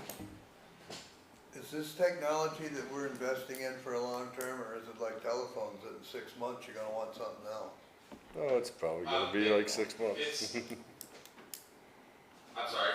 Oh, go ahead. It can last a long time. I mean, if you buy a bunch of, cheap cameras, you'll probably have to maintain those, but, you can reasonably expect, that the gear that you buy would stick around. You might have to come in and, just check that everything's working every now and then, but I am reasonably confident that what you get, will remain relevant for quite some time. It's not like an iPhone where you have to replace it every year, basically. Well, computers, it was 10 years and 5 years and 3 years, so Right. it depends what you buy. Halfway, Mhm. right. Depends what you buy, like he Well, was saying. no matter what you buy, it's what you buy today. Yeah, and then Tomorrow technology's you could moving buy so something. fast that there is some benefit to dragging your feet sometimes on technology, because then the newer stuff comes out, but it would be a recurring, I would say you would want to create a fund that's going to support the hybrid meeting system moving forward. Right. How, is Technology. it 5 years, is it 8 years? We don't know, but it would be some kind of recurring cost, I would. I think there's a baseline number that you'd have to meet in order to have a somewhat trouble-free system that actually does what you need it to do. You could spend less, but you're gonna get less, and, it's a classic, you get what you pay for kind of setup, I think. Yeah, something to keep researching and look into. Does the select board member want to, have a meeting with Jeanette at some point, with me and? I'm not sure I'm the most technologically savvy. I'm in a generation that's That over might the be hill. That actually might be the best, because of the. But I'm you know, happy part to- of the- I'm part of happy the to point help. would be to, make it I'm so happy that to help. people Yeah. who aren't tech savvy. When do you want a proposal Yeah. by? I'm happy to sit in on a meeting. Okay. Maybe you want me, I got a flip phone. I could only take 2 We're of all you. running. Already? You guys- There you go. I Actually, don't need it. actually, we got someone here. Huh? Yeah, Jimmy's the tech guy. I used to work in the tech part with the military. Okay, Yeah, you don't need me. That's probably the guy we there we need. go. I need to add too, we are not trained engineers, although we do it by default. So I want to be very clear about that we would, so for example, we just worked with the Manchester Community Library and provided them with a list of vendors that we could work with to install a new system. So I just want to be clear, like, we can facilitate. And our default engineers, I know a lot more than I did 15 years ago when I started, but it would probably, you'd want to, we could get some quotes from outside vendors, or if you decided, well, we just want to set something up temporarily for hybrid, that's something that we could help you with. If it was the one camera with a computer, that's relatively simple, but if it's something that's more robust, we would facilitate, but not be the installer, so to speak. Thank you. Great. Thanks so much for Appreciate your time, and Thanks for all your work. For any kind of communication needs that you guys have, please reach out to us. Sounds great. Thank you. Thank you for coming. Thank you. Thank you for your time. Thank you. Moving on to 11B, discuss alternate meeting schedule. Labor Day is one conflicting. He was just the last. Not older. Labor Day? Usually Oh, okay. the first. Yeah. Last. First. So it's September. September has 5 Mondays. So we can move it to the 8th and the 22nd. Sorry, I've lost my. What are you asking? Oh, the Eight alternate and 22. Labor Day, gotcha. What was the suggested date? 8th and the 22nd. Yeah, September's got 5 Mondays, so you can move it to 8 and 22nd. And that works for me. Is that interfere with the planning commission second and fourth Monday? Probably. Well, it would, but we have 2 meeting rooms now. Yeah, Oh, yeah. We're not used to that. used to this, you know? And you meet normally well, I guess we don't normally meet downstairs, but I think we've set you up. Except usually I at least come to the select board meeting, so, you know, that's why I asked. Yeah, but Back yeah, out for a little bit. it would be a conflict there for you to come. Yeah, just personal preference. Yeah. This is just 1 month, though. All right, so,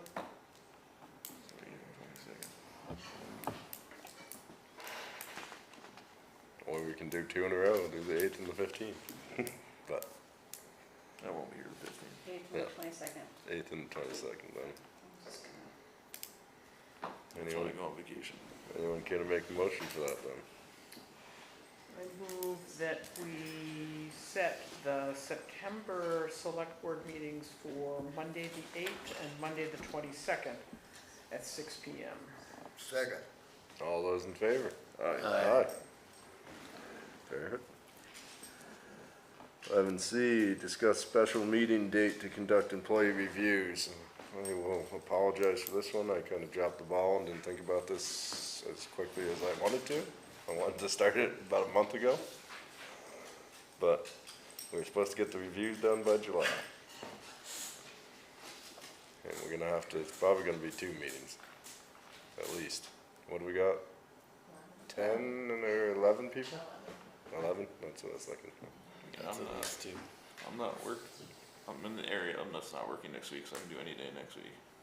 Perfect. Next week is the starts on the 22nd, 23rd to the, 27th. I'm in Londonderry, just not working, so I can do whenever. I could What do- time of day are you talking about? Probably We be- usually do them a little bit earlier because we Right. try to stack them up a little bit. Right. Probably like 4, I I think. would not be available on the 25th, I think, because I have 25th, select board meeting. I would not 23rd, either. Monday. 25th is Monday a might be the Wednesday. best. Yeah, oops. Yeah, we're gonna have to do 2, otherwise we're gonna have 1 marathon. Well, didn't we say previously that we were trying to do 20 minutes apiece, so we had a 15-minute conversation and Yeah. 5 minutes in between? Yeah. I mean, it's not a lot of time, 20 times 11. so you get 3 in an hour. Yeah, and we got 11 to do. So if we did 5 in 2 hours, just say, Yeah. and try to get 6 in another long meeting. Yeah. And some of them don't take nearly as long. Yeah. Others can take a long time. You guys wanna do like back-to-back days, or? 3.66666. So So 4 hours. Hopefully we can, I can do any day but Tuesday,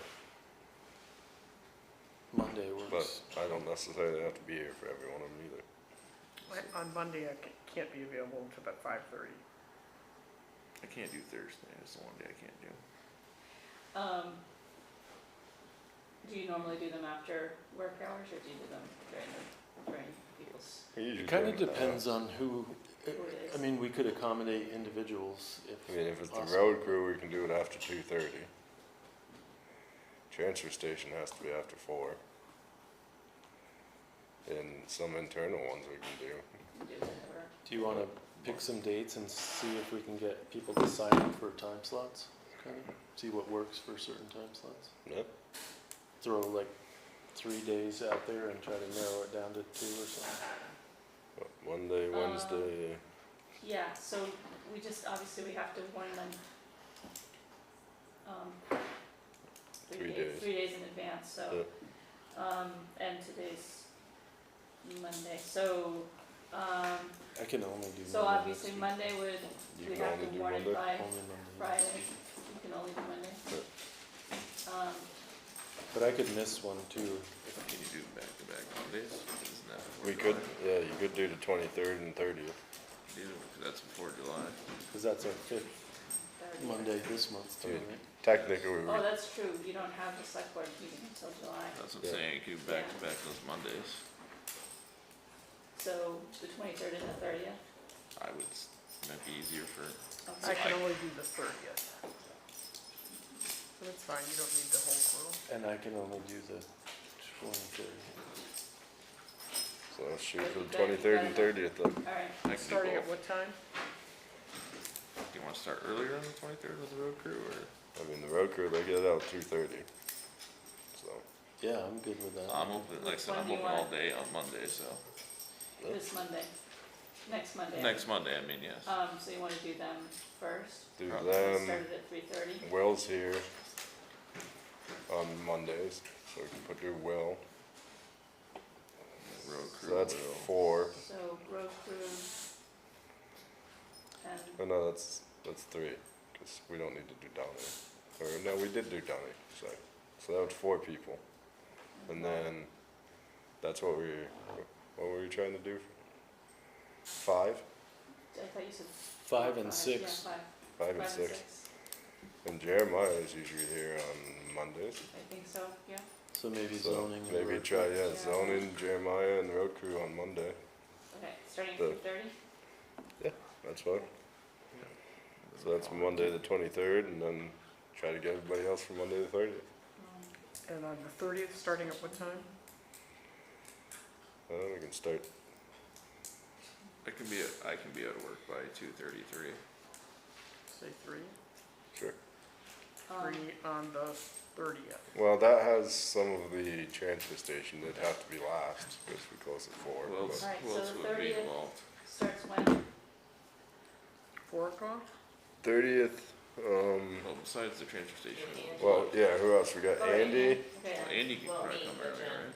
right? Andy, Jen, Yeah, and those may be What before, are you saying, Monday the before 20th? transfer station. yeah. So maybe just start that one at 3:32. 3:30. That's works for me. Yep. So 3:30 back-to-back Mondays. 2:30. No, yeah, 3:30 back. 3:30 back. Can you Um, confirm with an email to us Yes, who, on what day? Only know it's 3:30 2 Mondays in a row. Yeah. so, yes, I will do Thanks. that, because, I hopefully wrote it down right.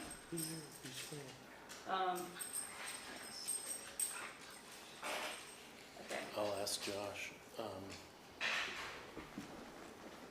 if he says they could do it at any sooner, should we try to squeeze it? I'll say 3:30 for, Yeah, we can- because if they're gonna be leaving down there at 2:30, Yeah, they're gonna sit around for an hour yeah. before their review, because they normally would leave at 2:30, so. If they wanna squeeze one in before 3:30, see if they, didn't somebody have a conflict before 3:30? Or everybody's, this is on the He is good. 23rd. I'm off all day that day, so I can come in whenever. I'll just, Martha can't make the 23rd, right? Yeah, You no, said? you can't make it anyway. She's not making So- it. He lives right next Yeah. You door. run short, I'm across the street. Yeah, he, So yeah, maybe just go So we're 3 o'clock? I'll see if he says Yeah, that they need it. If they don't need it, it's fine. okay. That's on my schedule. Alright. Sounds good. Okay. so we're gonna do 23rd and 30th. And the 30th. Yeah. To do everybody, we have 11 to do. Yep. For the reviews. Okay, 21st. Alright. Thank you. Oh, 23rd, Now we're on to 11D. those 2 Mondays. Discuss long-term recovery plan. So we got a couple of our committee members here. Well, 3 committee members and one of the facilitators. Somebody, So I think the committee is going to have the select board approve and adopt the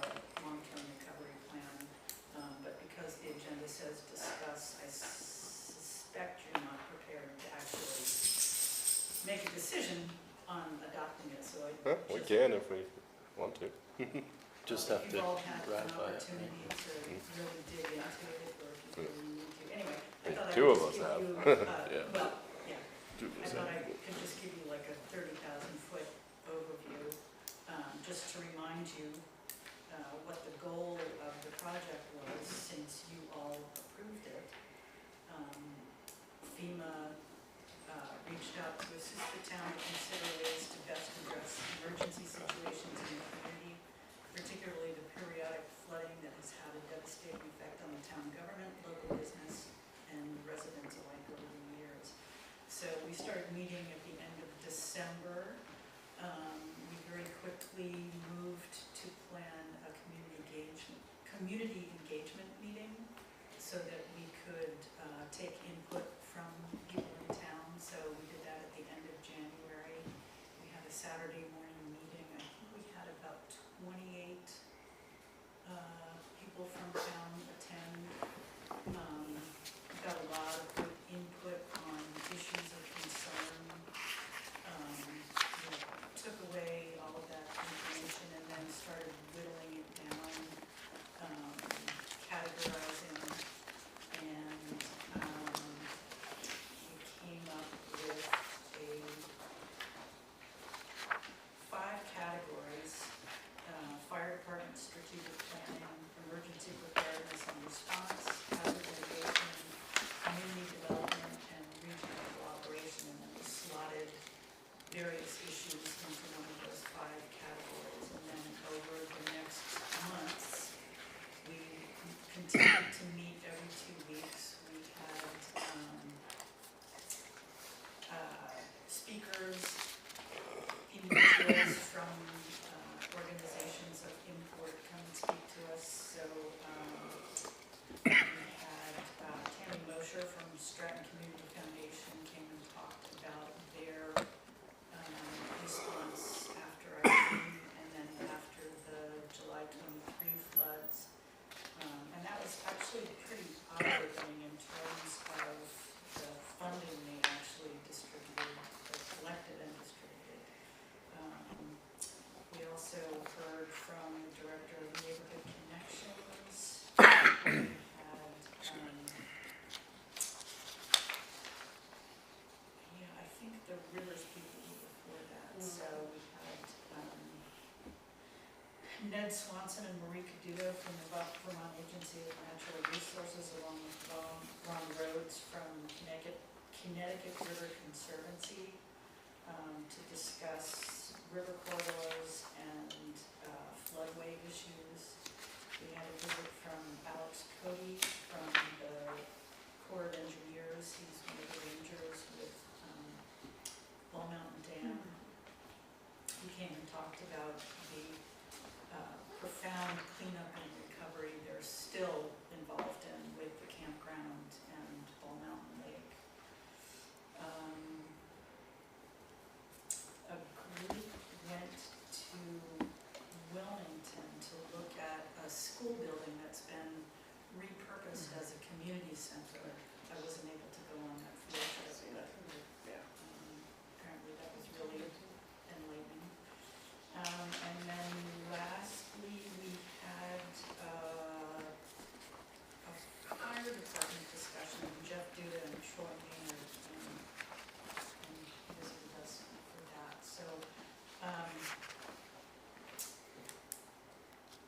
we worked on strategizing, fine-tuning the different projects we had identified. In the meantime, Mark Leese, who was the representative from FEMA, worked really hard behind the scenes to put together the whole introductory piece, the history, lists of challenges the town has faced over time. All of that is in the report. Along with Kelly, who was Yeah. FEMA I'm and sorry. state consultant at one point. Because I went through a couple of iterations. She was with us until she wasn't. She got doged. And then was able to negotiate something with the state so that she could come back and work through the end of the project with us. We had a final public engagement meeting that was was not nearly as well attended as we had hoped, where we presented info boards with all the different projects we had identified. But just a quick list of the individual projects under fire department strategic planning. We had relocate the South Dairy Fire Station, which has been badly damaged in several floods and really needs a new home. Develop a water supply plan, because currently the North Village only has the dry hydrant in the mill pond, and regardless of what happens there with the dam, should something happen that would result in the mill pond not being there, the fire departments would need other sources. Even with that source, it would be really useful to have other reliable sources of water. Under emergency preparedness and response, we have amend the community emergency preparedness plan, develop a website for emergency communications, revive the Londonderry newsletter, create a community organization active in disaster. Under hazard mitigation, conduct a scoping study of the North Village looking at the confluence of Buckley Brook and the West River, including investigation of flooding impacts at the plaza. Under community development, create long-term development concepts focused on commercial and housing development. And under regional cooperation, create a regional watershed study and create a regional watershed management task force. Several of these projects are already either underway or even complete in the case of the Londonderry newsletter. The scoping study is being done with the grant from the Rivers Project. Yeah, and I've gotten some updates on that. It seems we have been prioritized. Hopefully that means we're gonna get funded, but that is what I've been told, is that project has been prioritized with down Londonderry.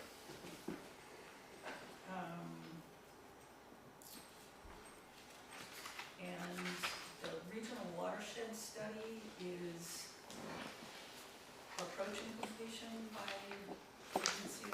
That's the river corridor study, which was supposed to be done at many different points in the year, and we're still waiting. So is that part of the regional watershed study? No, that'd be a little different, the watershed study itself. Probably It'll be a, resource. yeah, it'll be a resource for it, but I think it's not quite as in-depth as a full-on watershed study. So all of those projects are included in detail at the back of the report, and each project has been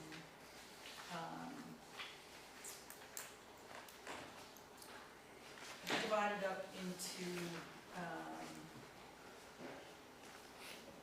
well, for each project there's a description. We assign champions to each project, so those individuals from the committee will work on moving those projects forward. There are project partners, which are entities that would have information or skills that would be helpful to the project champions on the project. There are action steps to identify what needs to be done, cost estimates, timelines, and resources. And that's really kind of all I have. So if anyone has any questions, I don't know if you guys want to go back and look over the report more before you. And I'd just like to point out that I've heard through the grapevine that Montpelier, people in Montpelier have seen this and they're very impressed with it, and that already this Friday, hopefully, we got a meeting with people about grant funding from the state already because of stuff like this. Oh, wow. So For some of the individual projects in it, right? for just overall grant funding of what the town needs, and many of these projects, yeah.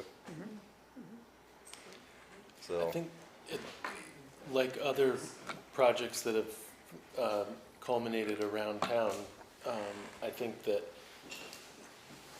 seeing these things through and always being on top of what's available and being ready when the funding comes around, they look around to see who's ready, and if you've got your ducks in a row, you're in. And I think that's kind of, I mean, for that reason, I think we support it and fast track anything that, or I don't know if fast track is really the word, but support it as soon as we can.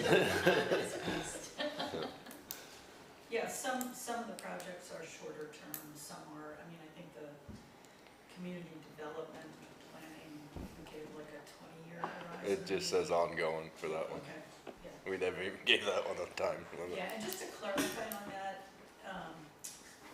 that is not the same as like the North Village plan, because the committee determined that the town really needs to be looking at development, both commercial and residential outside of the floodplain. I mean, that poor little strip of downtown just keeps getting hammered, and it's gonna keep getting hammered, and at some point, we just need to, yeah. Continue what you're saying. You're saying that this is, I'm hearing this, separate from the village master plan that had Stephen's involvement for the North Village, right? Yes. There's It's also a identifying- South Village one. Identifying locations up and out of the floodplain. Mhm, Yeah, this is community development of the whole town, not just the villages. mhm. What more do you need from us? How can we help you guys be successful? I mean, sounds like Taylor sort of articulated it. Is there? Well, it lays out many of the steps that we need to take going forward in the plan. Right, and I'm, I mean, it's gonna require the project champions right, taking their projects and moving them forward, and then coming to the select board when assistance is needed. good, yeah. So just being ready to dive in. My only suggestion would be keep doing the good work you're doing, and if there's a way to take those storyboards that you had from the Floodbrook presentation. We still have them No, I know, but somewhere. make them visible to people. You need people to know that this stuff is going on so that they can champion it in their own individual ways. So, you know, I see a lot of empty wall space. It might be. They're quite large. Yeah, I know, but I'm just saying, keep the marketing of this energy out. I would also just say that these are sort of meant to be living documents. Right, yeah. You know, like, a lot of work went into getting it to this stage, but if another project comes up that seems like it also is a recovery project, it should be added to the plan.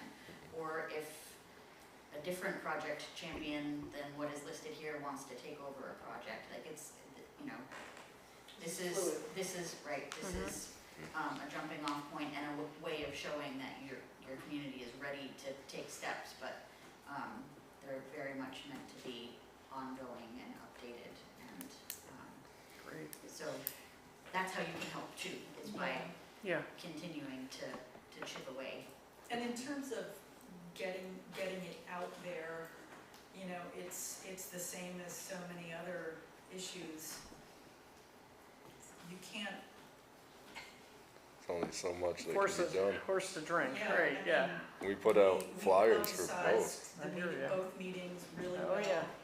And they were, Sparsely. yeah, I mean, to my mind, I would say poorly attended.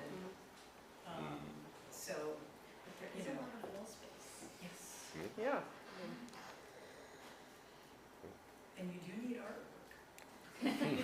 Yeah, for Is both. Doings and Dairy or the newsletter writing this up too? Oh, yeah, the first one was in May and the June, and then the July is being worked on as we speak. No, but I mean this project. Yeah, it was. Are you covering this project in that? Yeah, I we think you will. should Yeah, dedicate, posting it, yeah. And I've And posted, keeping it alive. yeah. I've posted the link from the website on the forum once so far. I'll do it again. I mean, I know a lot of work went into producing those boards, but they're so big, and I think there are 20 of them. Yeah, something like that. I mean, and also they were made from a draft of the PowerPoint, which has since been updated and finalized. So it might make sense to revisit that and make smaller versions of the boards. And I don't know who has the PowerPoint, because I was I never had that. Mark Yeah, we might. were trying to figure that out. If I can't find it in my email, although I don't think I would have had the final because I was done before you guys met last, but Mark would have. Mark would Yeah, have Mark it, and probably has it. Yeah, and I'm still in touch with him, so if we can't find it anywhere else. Yeah, 'cause that never made it to me. Yeah. That's a problem that we can solve. I don't know if you guys would like to look it over more and come back to this at our next meeting?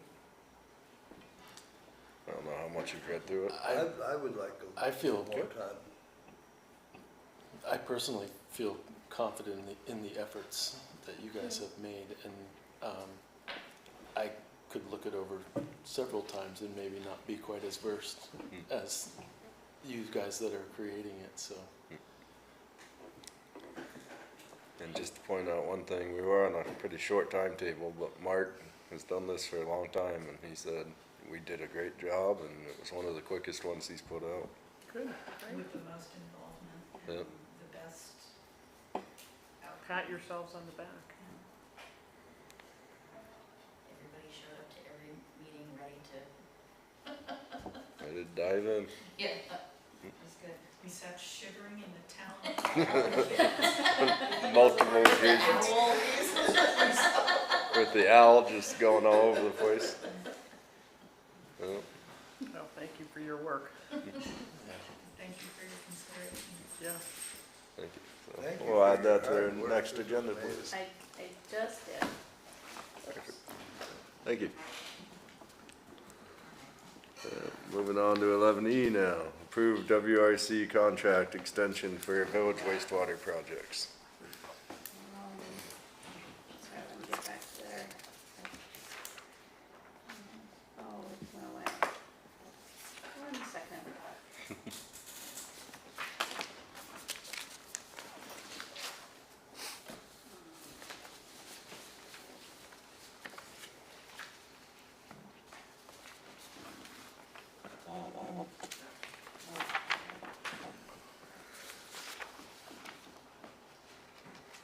Oh, shoot. Bear with me 1 second. 118. Oops, sorry. That's okay. Making a mess. You got paper towel. Paper towel. It's contained. It's Okay. contained for the okay. most part. No big deal. Oh. Actually, I knew there was one sitting around here somewhere for a while. but- Active construction site. So this is just to extend their contract to doing what they've been yeah, doing. so, sorry, I'm sort of in the wrong place here. Yeah, so basically, the contract expired, or is about to expire, and this is to, extend it to December 31st. And it's, Is there a reason it's not to December 26th? Because that's when the I was gonna ask grants that are myself. closed. What? I was gonna ask that question myself. yeah, I'm not sure. I mean, we can keep extending it I each time, suppose, but yeah, I it suppose. just seems odd. There's not a This dollar is value, Something right? that Matt brought to our attention, so Yeah. he sent this contract extension, I could ask him. Well, also the financial aspect of it's gonna go over to BDCC.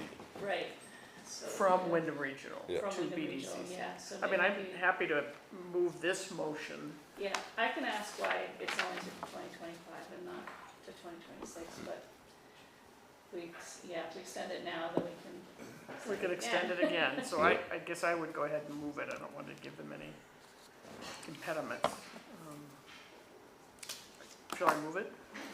Yeah. You okay with it? Please. I move to 1, approve the extension of the Wyndham Regional Commission's contract for services related to the village wastewater project and associate grant funding to December 31, 2025. And 2, authorize the town administrator to execute any documents necessary for extending the contract. Second. All those in favor? Aye. Aye.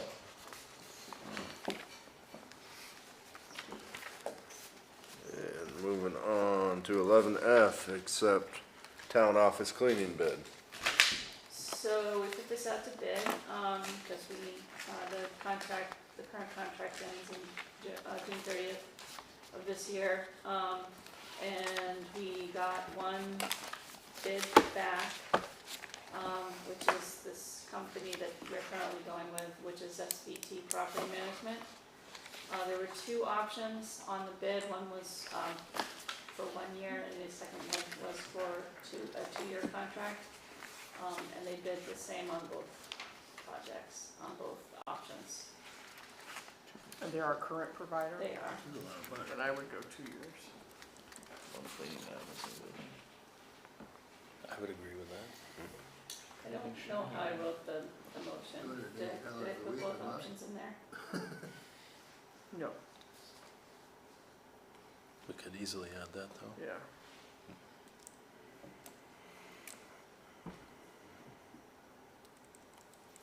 Is it, is it just option B? It's option B, and the period of time would be 7/1/2025 to 6/30/2027.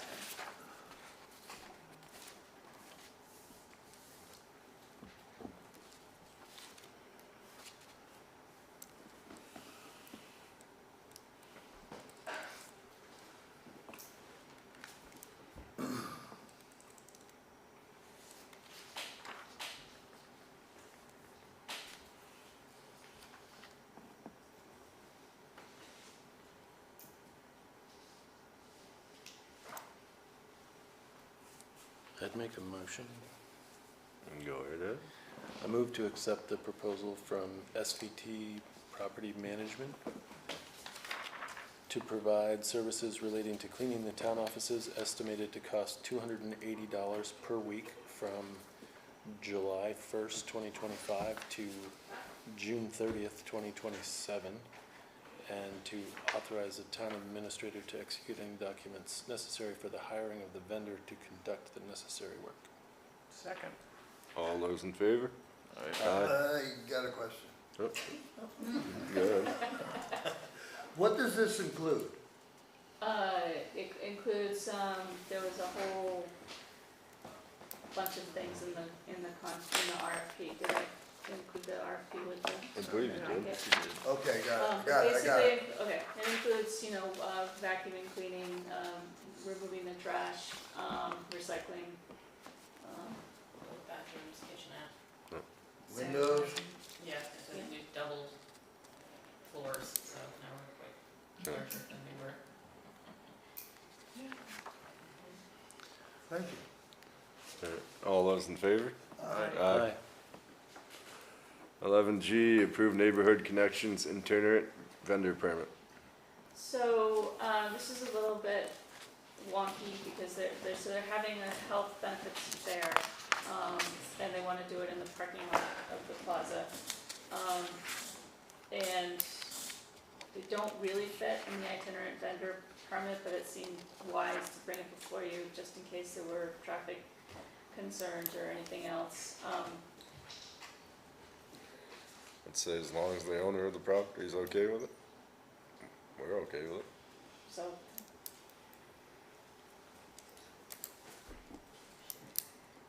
Is that a condition of the approval? I mean, if they've already gotten, as far as I know, Over they've by already gotten. the kiosk. I right? mean, Yeah. honestly, we don't really even have to approve anything. It's their, If you don't want them to fill, I wasn't really, It's their part I was then, on the, I yeah. was on the fence on whether they needed to do it or not, so I I don't- figured I'd send it to you, and if you don't I don't think need they to need our approve it, permission. then they'll just go forward. Yeah, Yeah. I think that's only for town property, really. So, Yeah, if they have it approved within the plaza and Yeah. that parking and stuff, I don't see any reason why we need to weigh in on it. I'll make the motion. I don't even think we need a motion. Okay, I I will. think we're, okay, Okay, that's, good for me to know for the future. Yep. Cool, alright. be happy to hear that. I guess it's not only for town property, because they do it on the, dispensary, but that's when they're selling stuff, Yeah, so, yeah. don't. Yeah, that's sort of I mean, they're not really selling anything, that was the other Yeah. thing, It's a fair. it's a Yeah, I think if they're not fair, selling so anything, then it really doesn't. It was a gray area. Yeah. good to bring it to, We support their effort, though. yeah. 11H, approved neighborhood connections request for transfer station fee waiver. So this is, I think, for a different event. They wanted to do, and one of the additions to the agenda is the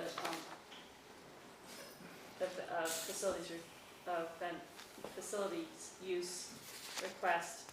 And this is a transfer fee waiver for a nonprofit to bring, I assume, recyclings from the event to And the transfer station. Yeah, this is minimal, perhaps some plastic Yeah. water bottles. Is it two different events? This one's July 18th, the This other is- one's September Yeah, one's a something? concert dance at Pengreen Park, Oh, and one's Okay. a health benefits fair in the plaza. got it. Anyone care to make a motion? I move to waive the transfer station fee for Neighborhood Connections events on July 18th, 2025, and authorize the chair to sign on behalf of the board. Second. All those in favor? Aye.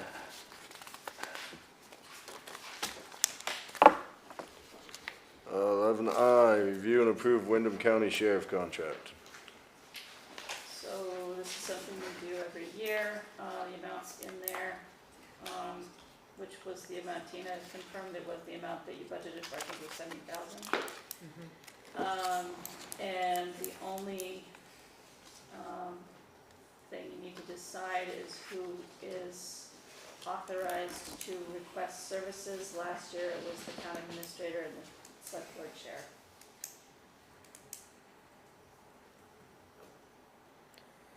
Sounds fair. Sounds good. Yep. I'm happy to move it.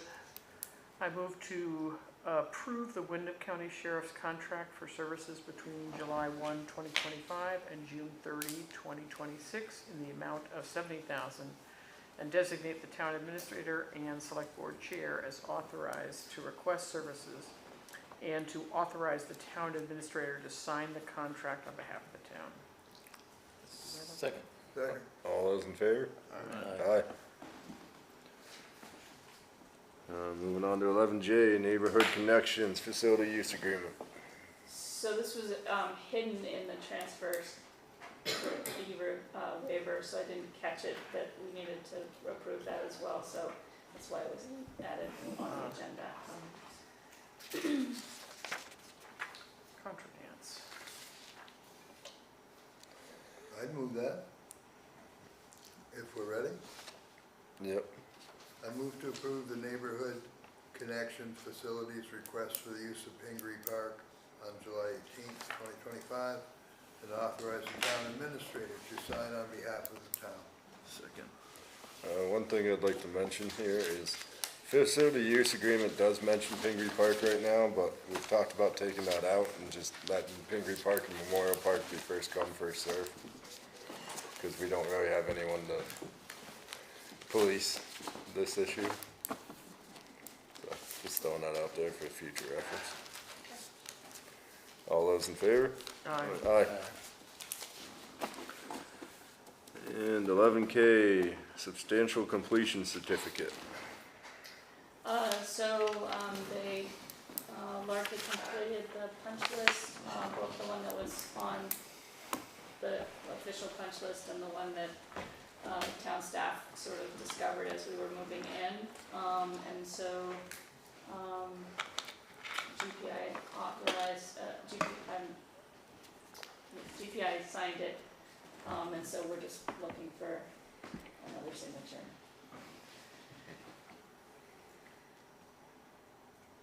If you ask me to explain why this is necessary for the project, I don't know. I'm not familiar with this process, but I can Well, give that answer. and Shane has been kind of He's project been manager on managing, our behalf, right? I would almost think that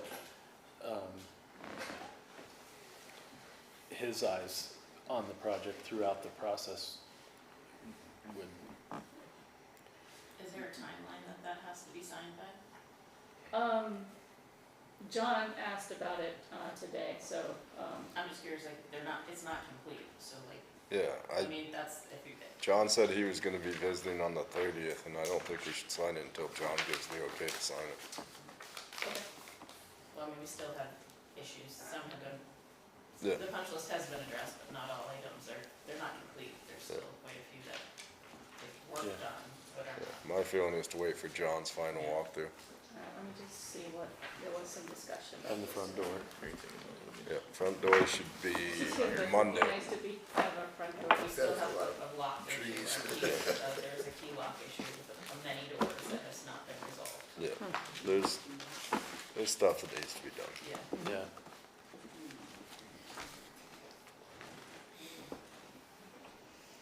I think it's wise to hold off on that. It is. Yeah, John says he can verify all these when he visits again. So basically, John was saying, wait till my visit. Okay. And who wants the last one? I move to adjourn. All those in favor? Aye. Aye.